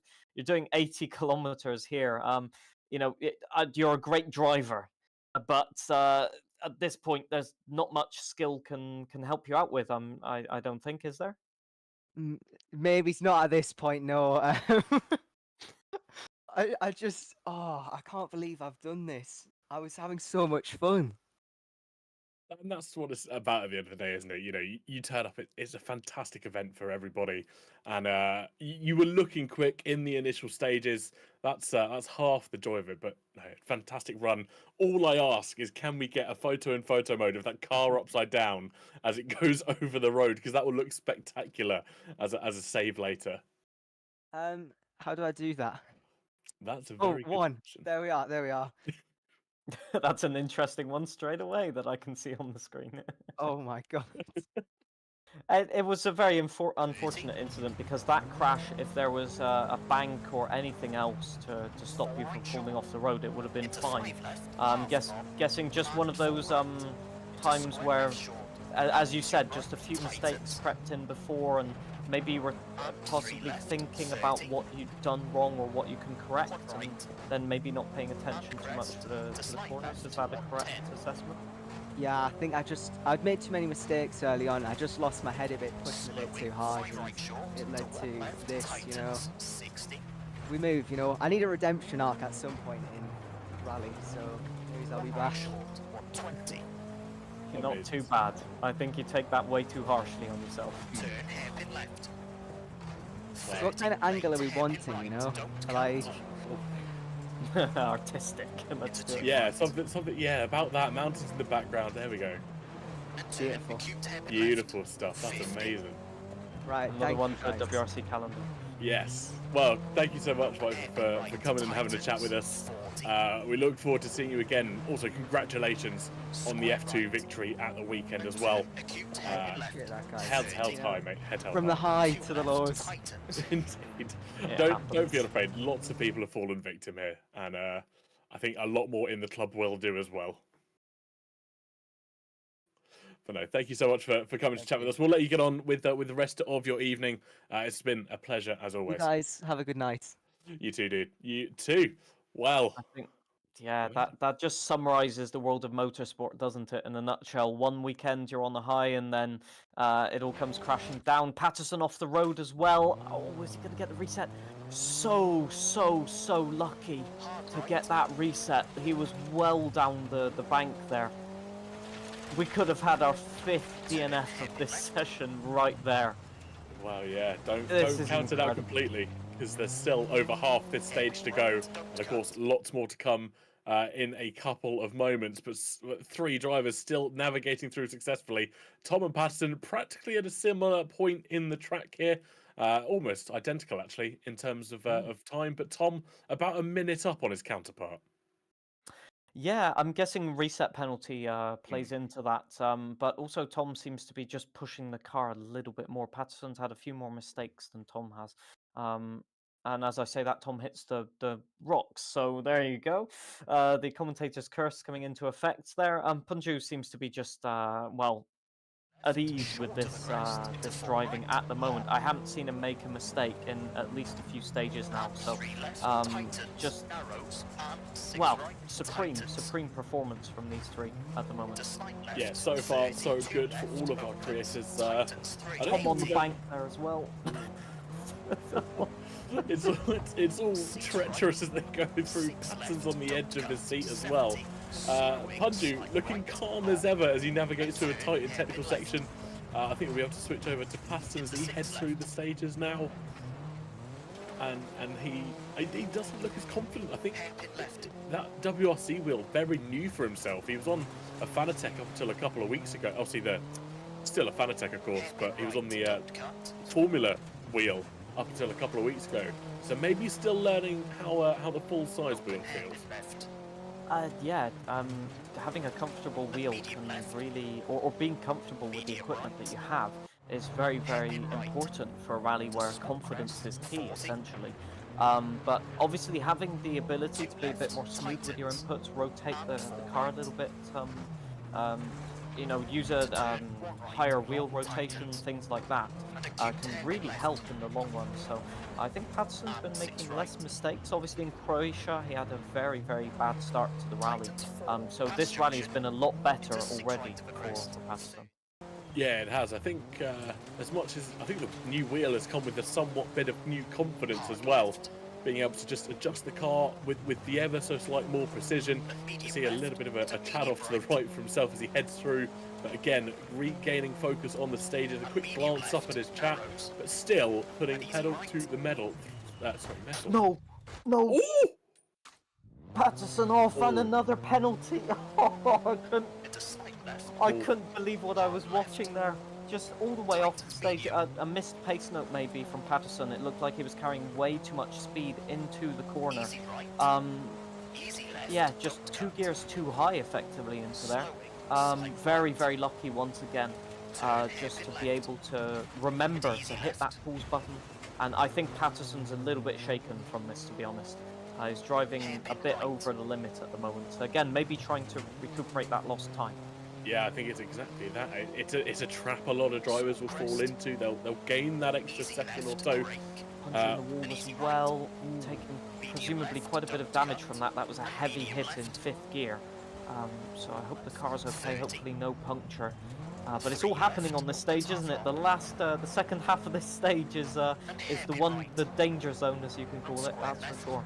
Yeah, obviously drivers haven't done a stage this long in a considerable amount of time. Not even in this rally beforehand, so it will be that test of endurance for a lot of our drivers. It's a mental fortitude they have to have, because it is high octane racing essentially. You're right on the limit, and Punju rolls the car, incredible, hit into the wall, hit into the mountain on the right hand side rather, rolls the car, but somehow keeps it on the effective road. Well, that was a masterclass in recovering a crash there, that's for sure. Just cinematic for the cameras, you know, just a crowd pleaser right there. I think he's paused to regain composure a little bit after that one. I don't blame him, to be honest. There's very few occasions in this rally where you get away with a roll like that, that's for sure. Yeah, not at all. Tom's still making his way through the stages as well. Doing quite well actually. We haven't heard much from him tonight, which is in essence a good thing. They haven't had many accidents, many big talking points to talk about. they've kind of just made their way through the stages without too much incident. Speaking of incident, Patterson's just found the grass. Fortunately, recovered it though, and does continue through. Yeah, inspecting the textures on the trees a little bit here as well. I think maybe the tire wear start off the road as well. Again, he's playing with fire with those resets there. I think maybe the tires are just overheated or something wrong with the car, I'd suggest, because these mistakes are frequent now. Oh, that's a big one as well, off into the trees, and that's turbo damage. That's it. It's game over for Patterson. I can't believe it. I can't at all. I think he could have recovered.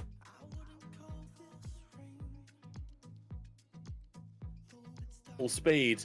That definitely will end up being a DNF for Patterson there. The shake of the head, he's not happy. He's driven so well this afternoon, and it just isn't going to work out for Patterson. I wonder if we'll be able to get him in for a chat after that initial DNF. Tom's after DNF from Tom as well. Oh, no! We are down to one runner. Tom on it's a very well-known corner, that one. It's a right 3 tightens to 2, and if you don't slow it down to second gear, you're off the road, and he just carried too much speed down the bank, and that's game over. We are down to quite literally one runner. Punju is the only survivor of this rally. I don't know what to say. My head is in my hands, both figuratively and literally. Did they go off at the same corner?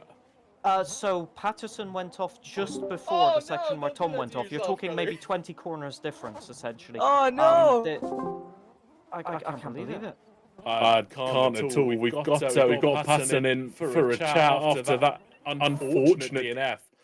Patterson, talk us through that. Well, what can I say? I don't know. I was doing all right, I felt, and then I just slipped off of a cliff, and with the new wheel, I couldn't get to the pause button in time. Oh, no. Oh no. We'd seen you catch it quite a few times in previous stages and in this stage as well. Was it just a case of one time too many? Yeah, when I'm sort of like checking chat and stuff like that, I'm taking my eye off the ball and, trying to multitask. So we've got a new procedure now. So in real life WRC, they test and train for getting out of the car quickly in case there's a problem, changing the tires, checking the brakes, repairing the suspension in record time. Now in the WRC game, you have to practice pressing the pause button. That's it.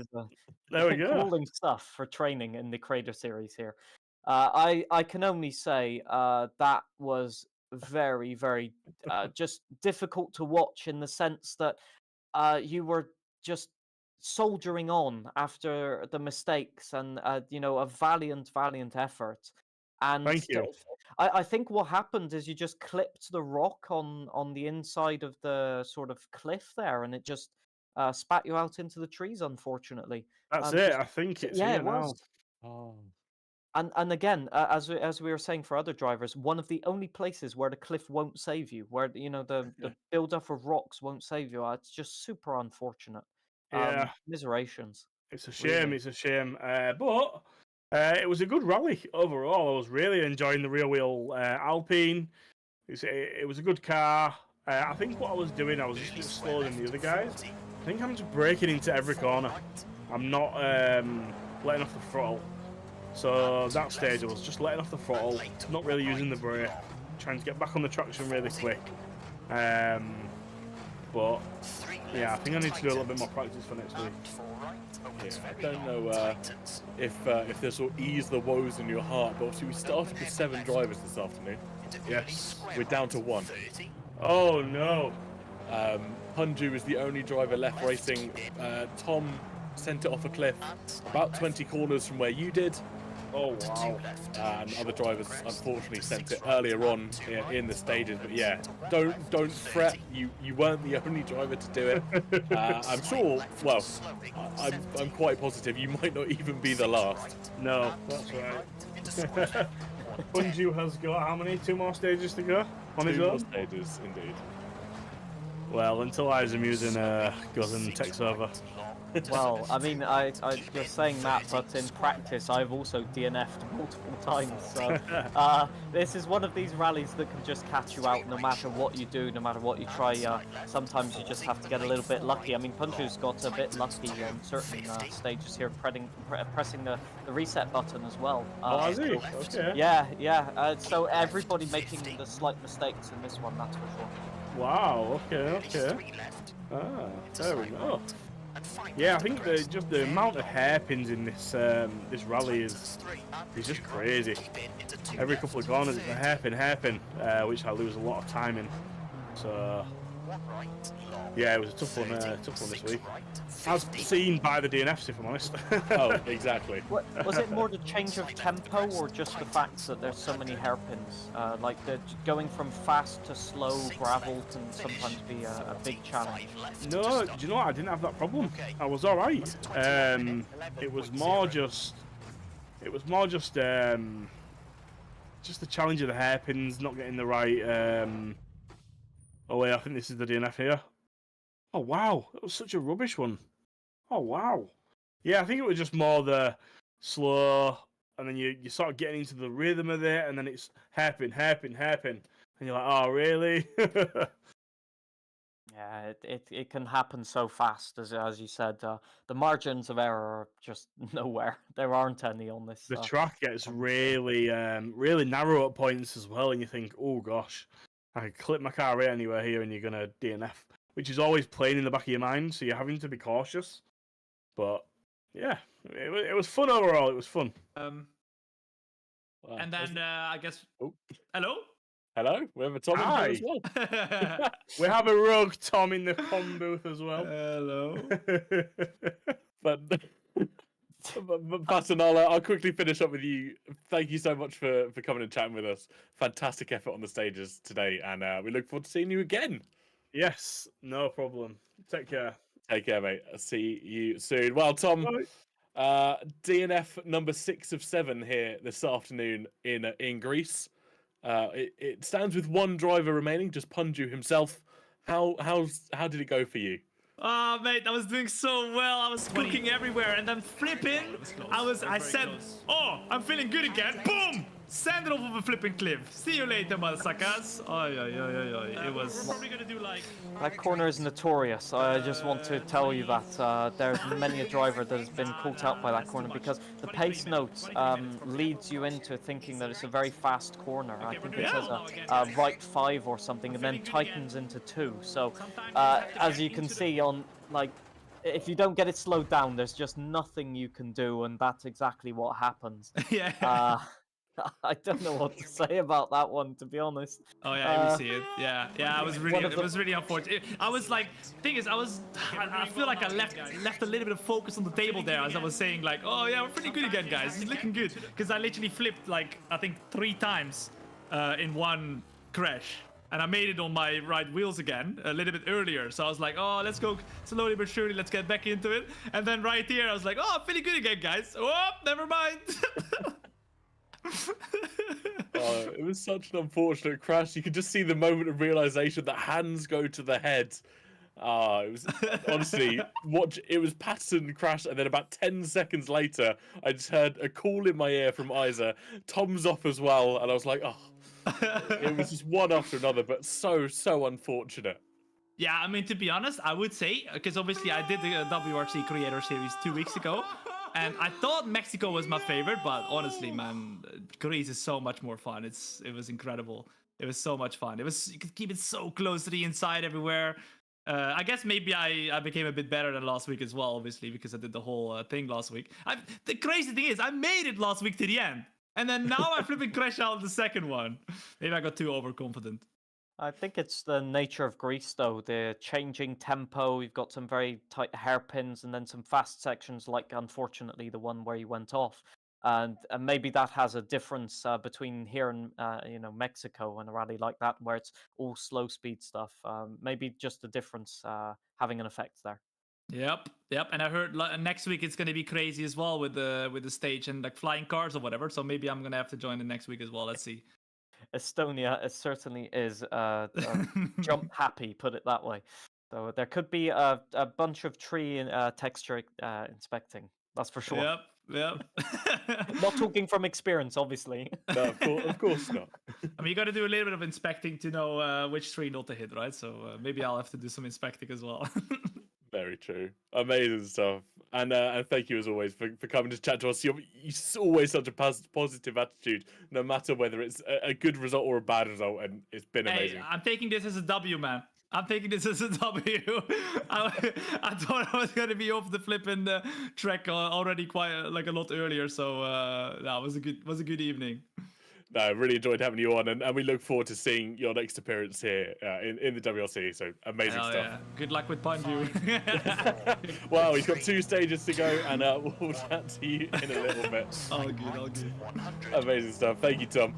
Well, there were 7 to start, and we are left with one singular driver. Panju leads us away in the Alpine. He's got 27 kilometers to contend with over 2 stages left. And no safety lines for him to contend with. He's got no more service areas. If he crashes the car, that'll be it. Well, yeah. Also, it can play on your minds that you now know that everybody is watching you.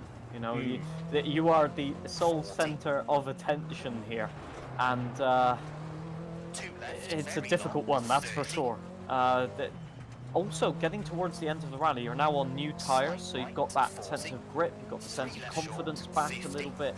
You're transitioning from the hard tyres once again to the mediums, which will give you a lot more grip and potentially change the balance of the car. So it'll be interesting to see whether mistakes creep in or whether that confidence is found again. Yeah, it'll be, well, everyone's eyes on every single stream is probably on Panju right now. I don't know where in the world everybody is watching this, but your eyes are on one man. He's got just over 20 kilometers to go to navigate round Greece.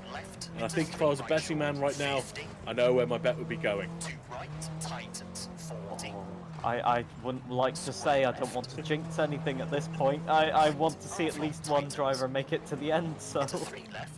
that is fingers crossed. Indeed. I mean, Panju for the moment, I must say, has been driving a supreme rally. Just a few mistakes, very small ones, but the pace overall has been top 20 every single stage, and that is just impressive. Really seems to gel with the car and seems to have a setup that completely suits his driving style. Exactly that. He's found balance in every single car that he's gone into so far over this the entire WRC event. He's managed to make it stick no matter what engine, what tyres, what suspension is underneath him. He seems to have the confidence to send it into every single corner. Yes, there's mistakes, but he's able to correct them. He's able to know how the car's going to react in the latter half, and then manages to somehow pull the car through every single time. Yeah, just note how he's using all of the road as well. He's just opening up those turns, effectively ensuring that he's got a safety margin, really. Whereas we saw what happened with Dark Viper. If you get late in the line, you just can't recover that sort of safety net. And then all manner of bad things can happen. So Panju maybe just keeping 10% in reserve, just to make sure that nothing bad happens at the moment. Maybe because he's conscientious of what has happened to his fellow drivers. And Wow. as I say that, he clips the wall. I wonder if he even knows what's happened to his fellow drivers here. Obviously very focused on the stages in front of him. We've seen he's been attacking them pretty much as soon as he finishes the last. I genuinely wonder how much conversation he's been able to have with the other drivers, if he even knows that no one else has made it through so far. As we see a fantastic shot on the right hand side, I believe courtesy of Tom. He got a screen capture from his rally. The beautiful sort of nostalgic browns, blacks and whites coming together to get a fantastic image as he drifts through the hills of Greece here. Indeed, very reminiscent of the old photos that you see, just at the end of the black and white era, or like the sepia colours. on the cameras. Very, very nostalgic, that's for sure. Very artsy as well.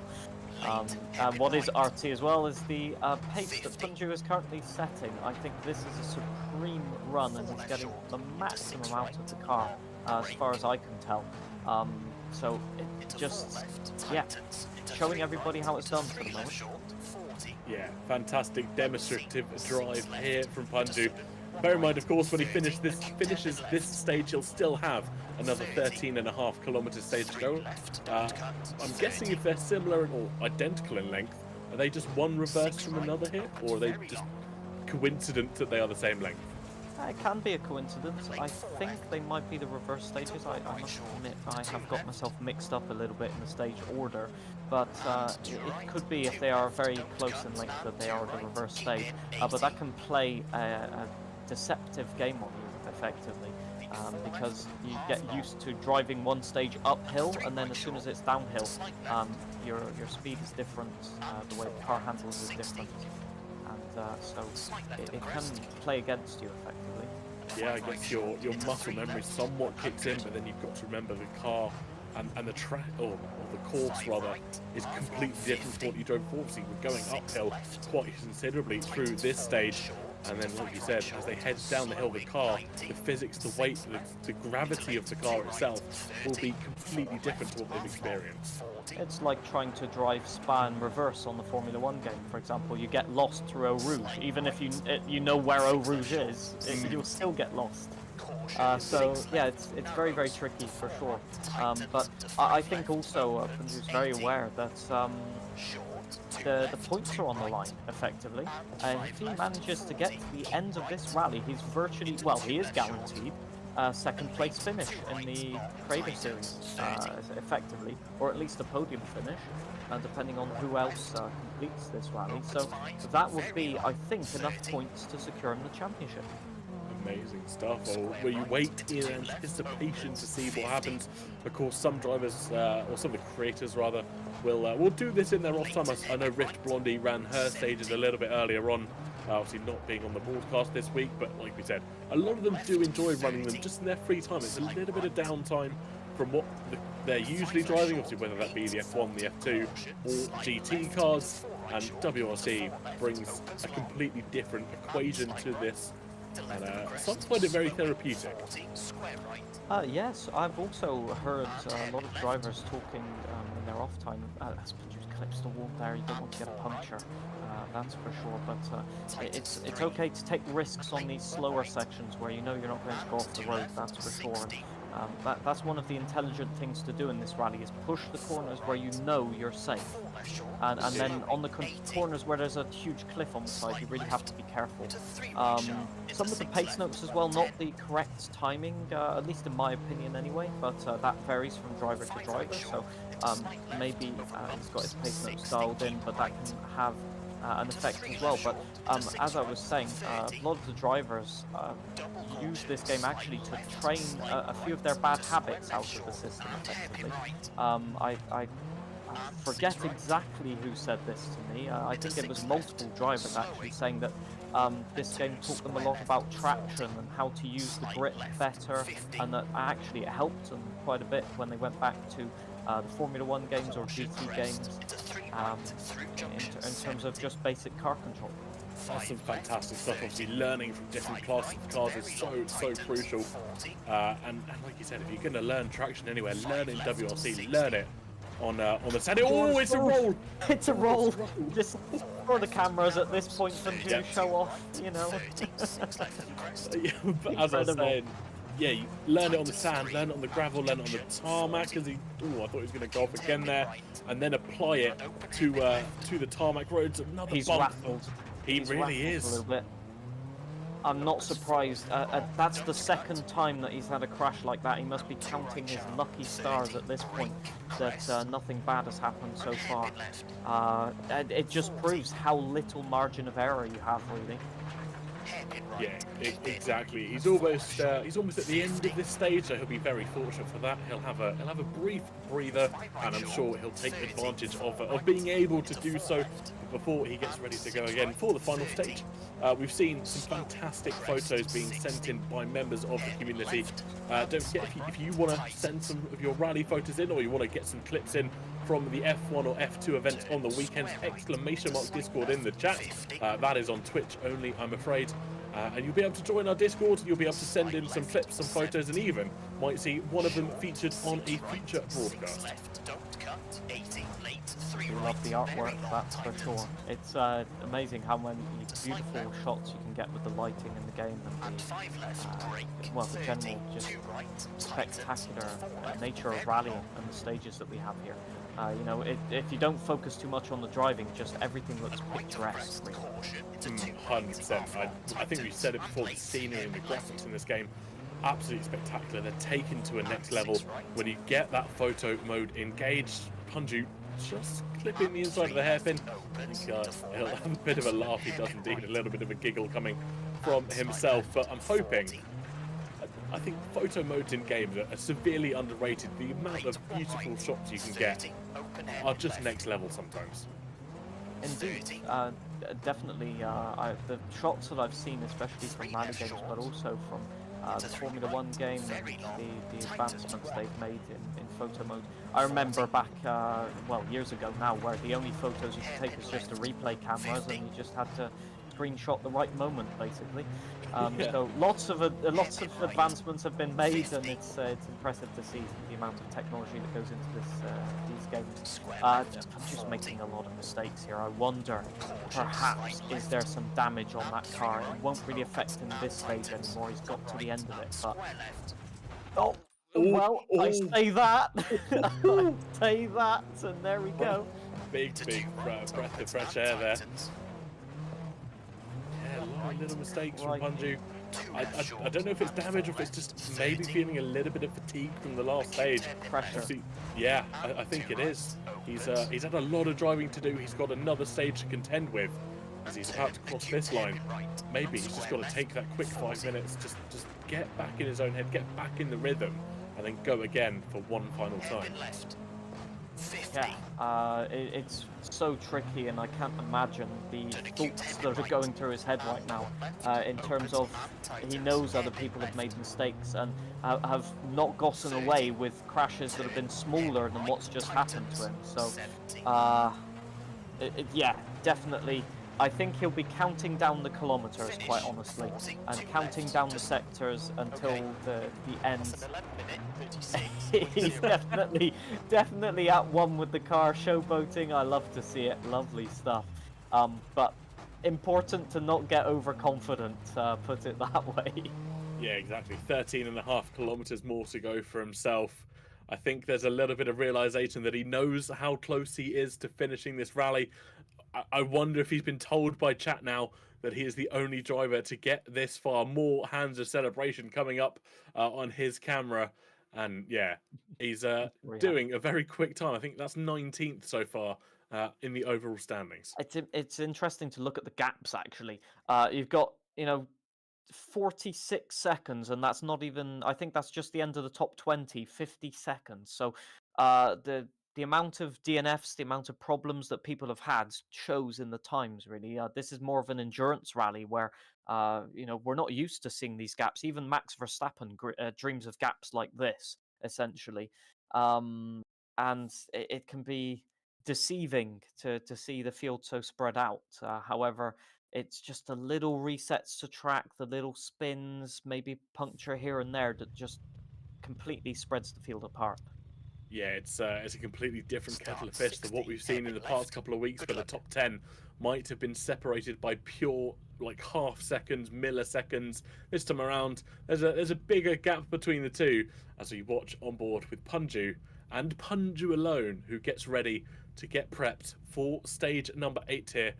I'm not going to try and pronounce the Greek pronunciations because I tried in previous weeks. We're not going to go there. But yeah, stage 8, 13.5 kilometers to go, and just a brief pause for Punju before he embarks on the perilous finale. mental preparation. I'm surprised he's not doing the Cali-Rovampera pre-stage workout of the hands and all of that. Just getting prepared, making sure that you're in the right mindset, because of course points matter in this stage as well. This is the power stage, and so there's 5 extra points on offer. Indeed, there is, and well, as much as the drivers or the creators who were on the broadcast might not have finished, that doesn't stop other creators coming in and pipping some lap times in the last few moments. So, well, hopefully he'll get himself started in a moment. He's got loads of time to get ready and get prepped, and we're being told if he does complete this final stage, it makes him the inaugural WRC Creator Series champion. We've got lights, and let's get ready to go for one final time. I swear I had this voodoo doll around here somewhere, but I wish him all the best. Honestly, he's driven a masterful series in general, to be honest, only making a few mistakes in the entire amount of runs that he's done. So definitely, if he does complete the stage, a worthy champion. But I don't want to speak too soon, because this stage is well known for catching out drivers. It's one of the stages, I'm getting close already. It's one of those stages where the corners tighten a lot, so they start off quite gradual, and then all of a sudden on the apex it's like a sharp corner, and so you can get caught out, especially with tyre wear or the tyres overheating, or indeed nerves as well.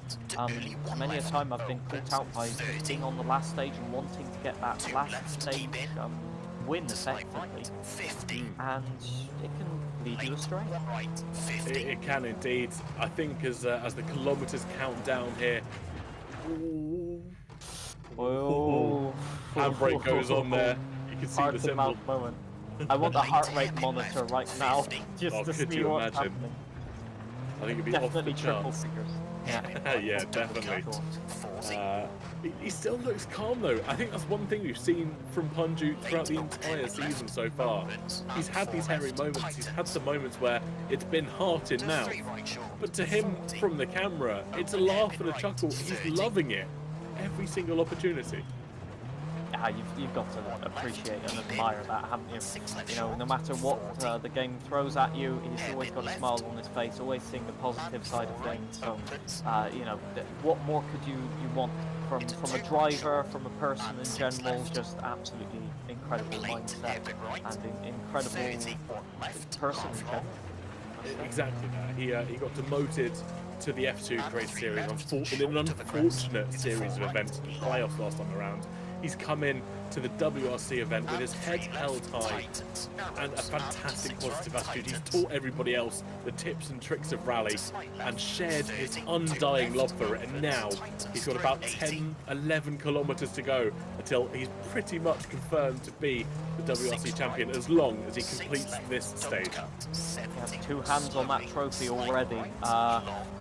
There's not much that can stop this at this point, but you know, it would be, I would say it would be a shame at this point if anything were to happen. But yeah, from the moment it seems like just a calm, collected drive. A few mistakes at the start, just getting into the rhythm, shaking those last few nerves off, I guess. And now it just seems like a cruise to victory. You know, the last lap parade, effectively. Exactly that. I know. I think even if he completes this, he'll want to have gone quicker. He'll want to have beaten every single member in the club if he could have done so. But he will. If he's top of the creator standings, that's a fantastic achievement in itself. There are some incredibly quick guys and girls, of course, in the club, and much quicker than I think I am. Isaac, you probably are on par with a considerable number of them, if not quicker. We've seen the lap times you put into yourself, but yeah, it's outstanding to see how it's grown over 7 weeks to over 1,000 members. I think we're not far off 1,500 members, all partaking for the love of rally. Well, that's the beauty of rally, really, is that you don't have to be the fastest driver to find people of your level of driving currently, with whom you can battle week in, week out, and try and see where they are on the leaderboards. So you can have an enjoyable experience fighting for 500th place as you can for first place, and that's the thing about rally. It's a lot about yourself and improving yourself and just battling the elements yourself, essentially. And competing against other people is just the cherry on top, effectively. Yeah, I never thought I'd be happier with myself competing for like 750th place, but every single time I get to that scoreboard, I want to see who I'm beating, I want to see who I can try and chase next time around. And it's a real thrill. There's so many people, there's always going to be someone, even if you crash and roll 10 times, there's probably still someone... Big mistake. Always. Hefty impact. Thankfully, the radiator is not at the front of this car, if I remember correctly, but that was a huge impact. Just getting it wrong on entry. Trying to cut to the inside to open up the corner, effectively, and clipped the rock face on the inside, and then got punted into the bank on the left-hand side, which then spun him around. One of those corners where just a few meters before or afterwards could have been a completely different story. I mean, he just got unlucky on certain events. He's getting lucky on this one. Some say even that you make luck for yourself, so he's keeping it on the road. He is indeed, and that's all he needs to do. Yes, he wants to go quick. Yes, he wants to be top of that timing screen, but all he needs to do is bring that car home in one piece, not end up going over some of the railings as we've seen earlier with some of the other creators who actually have fantastic attitudes towards it all. Every single one of them with a smile and a laugh, and that's one of the things I love about Creator Series. Well, as per the regulations of real rally, all you need is 4 wheels on the car to finish the rally, so bodywork damage and all of that does not matter. You could be driving a shell of a car, it'll still get to the end, and that's all that matters, I think. Amazing. I'm sure I've seen cars finish on 2 or 3 wheels, maybe a wheel hanging off a rim every now and then, so maybe you don't even need 4. An interesting fact about this rally actually is this was one of Colin McRae's most successful rallies. Again, getting, I have to say, lucky at this point, because those rocks have been known to turn a car over onto its roof. Just again, maybe choosing the sections to push on and those to sort of relax on and just be a bit chilled out. I'm stressed just watching this at this point. But as I was going to say, Colin McRae actually had most of his successes on this rally in terms of an event where he won the most. He won no less than 5 times on this event, and he was known for going fast on the very fast rallies and crashing on them. But actually, where his speciality was on the endurance rallies like Kenya, Safari Rally, and on Greece, as well, going up the bank as well. Just every single time I've got my, I'm just thinking, oh no.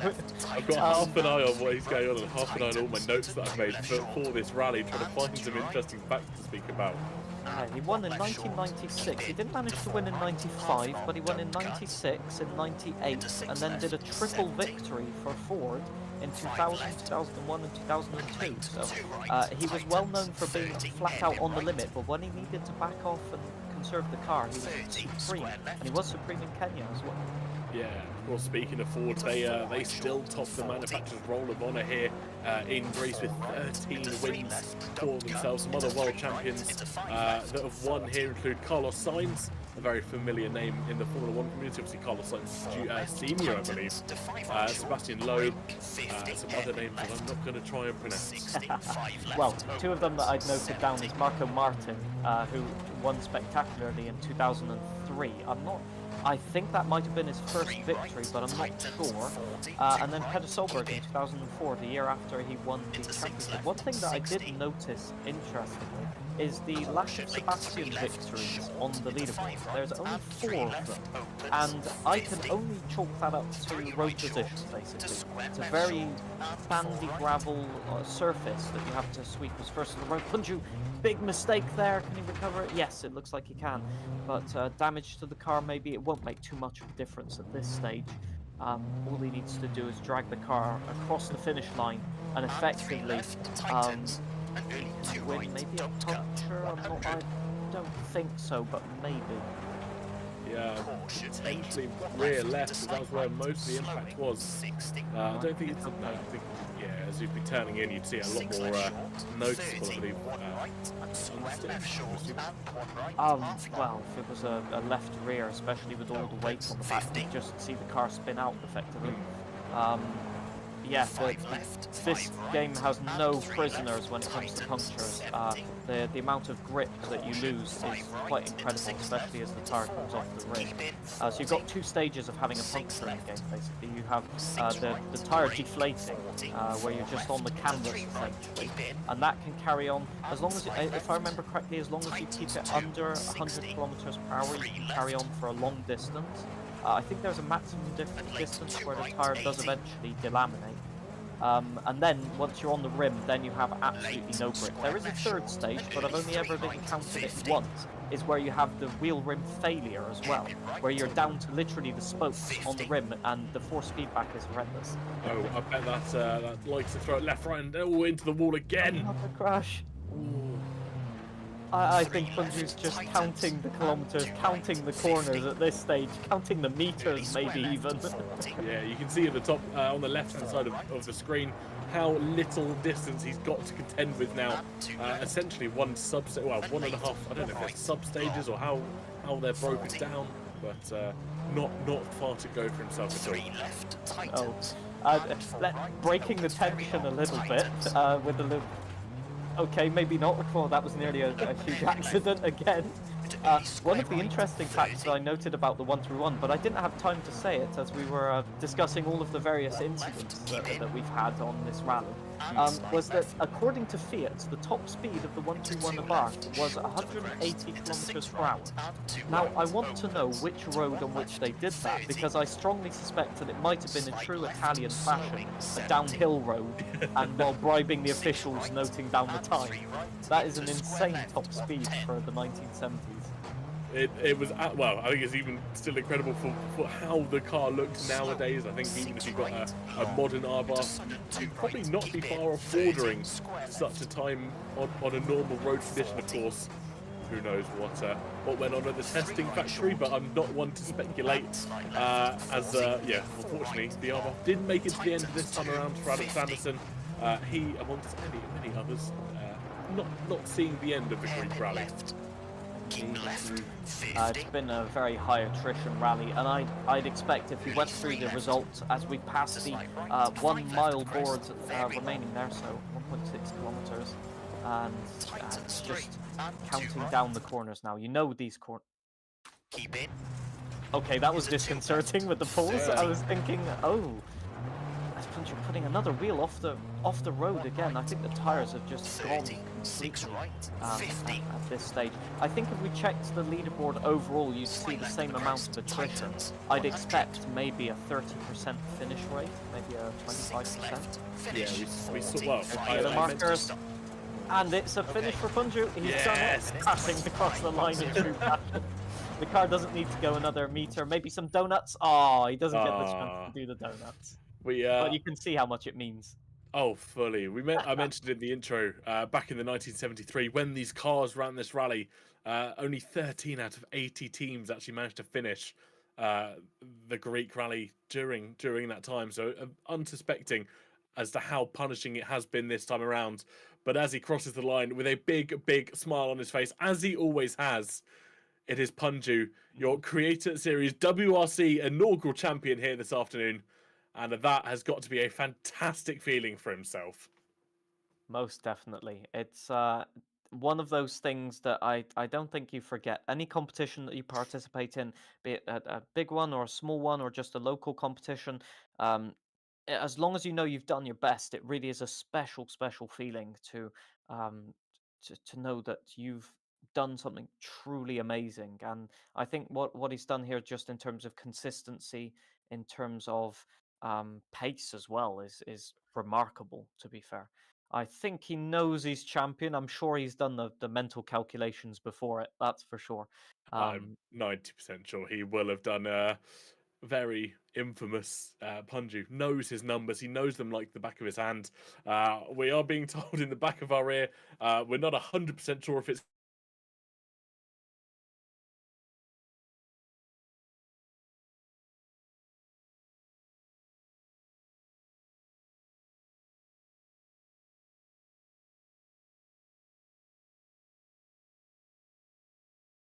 quick a chat just in a brief moment. I'm sure there'll be joys of adulation for Mr. Punju here. And gets himself ready. Looking at the chat, here he is, the man, the myth, the legend, Punju, the only driver, the champion of the Creator Series, and the only driver to finish on the broadcast this afternoon. How are you feeling? Great. I have no idea how I was the only one. Wow. I actually doubted. I just said 3 people were going to DNF. I said, nah, like 1. Wow. Commentator's curse. Yeah, seriously, dude. That is. You didn't curse me. I had a couple close moments on that last stage. Really close moments. It was. I tell you what. I think I was more nervous watching it than you were driving it. To be honest, that was on the limit stuff. But as I've been saying, just you seem to have that knack to sort of refrain from pushing too much in the corners where there was a risk of DNFing, and then we could really see when there was no risk in the corners, you were just pushing to the utmost limit of the car. So from what I can see, just a very intelligent drive, and you did what you needed to do, essentially. Well, thank you for that. Yeah, I just think to myself, hey, is there a barrier on the outside? If the answer is no, I'm dropping a gear lower than I probably should be, going a little bit slower, because I just don't feel like taking the risk. Like, I definitely had a couple moments. I think I had a barrel roll at some point, 2 actually today. 2. That probably should have ended much worse than they did. But both the times I landed on my wheels and kept on going. And I was like, all right, well, I guess today just might be my day. And you were just playing stuntman instead. You know, this is WRC apparently just crossover. I'm not gonna lie. On that second last stage, I literally was. I was being way too much. I was really towing the line. That was a little bit much. I cooled it down for the final one, which ended up making me crash more, which is funny how that works. But yeah, it was fun. It was very good. Very good. Yeah, and so finally that sort of pressure of the championship is off now. Do you think you can push even faster now in the last event? I'm going to go absolutely insane. I love the last event. Regardless of how it was going to be, honest, I already told myself I'm going to go like it's time trial every single run for the final event, because there are no stage car combo or car track combos in this game more fun than this final one, in my personal opinion. So I'm just like, hey, I'm going to go as insane as I possibly can and see what happens for the final one. So now I have ultimate, confidence to just go nuts. 5s are flat out for me for next week. Like, that's how we're doing it. Full Colin McRae send, eh? That sounds good to me. Yeah, amazing. And well, obviously it's Estonia next week in the 2017 to 21 cars again. I think we've used them once this season already, haven't we? We used the WRC one cars. We have not used the 2017 to 2021s yet. We used the 97 to 2011s as well, which is funny how it's a 7 to a 1, just like this one. Yeah. It's very confusing to me too. Don't worry, I do the same thing all the time. But we have not done this one. What's really fun about this is if you don't have a setup, you have no front downforce, which means if you go over any jump, the nose just lifts up like it's a spaceship. Brilliant. Which is what is going to make it so fun next week, because I know a lot of people will run default, and it's hilarious. It's hilariously fun. Yeah, seeing the sky for about 5 seconds is not the greatest experience, especially when you know you got the line wrong over the jump, that's for sure. It's only fun if you know you got the line right, because then you know you're going to land blind, but you're going to be fine, and it's just the most exhilarating thing. I love that. It's too fun for me. But yeah, I mean, otherwise, like this was a great time. I'm so glad this, just like worked out the way that it did. I really did not expect today's run to go as well as it did. So I'll take it, man. I'll take it. It was a blast. Amazing stuff. And thank you again for, well, not only coming, competing, chatting to us as well, but for pretty much organising the whole thing. You've been the mastermind brain behind setting up the club and getting all that involved. And now we have an incredible bank of community members getting involved. And that is just truly wonderful. Thank you. I appreciate that. Yeah, I tried to make the runs as fun as possible. Next season's going to be extra fun as well. We got some cool stuff coming up for next season. But obviously, before we get there, we got next week. And Isa, we're going to have a nice little battle next week, I'm sure. You're probably going to destroy me. Oh well, I mean the gloves are off now, isn't it? There's no championship to fight for. I mean, you got to send it now. Yeah, we're going full time trial mode every single stage. We got to do it. Copy that. But yeah, no, it was a great time, and I just want to say thanks to all the members as well for continuously jumping in, participating every single week in and week out. They're long, fun, hard rallies. The goal was to make it feel like a full day, like a full weekend of rally in like a 1.5 hour period, and I'm glad that people have liked it. So that makes me really happy. So thanks to everybody. Amazing stuff.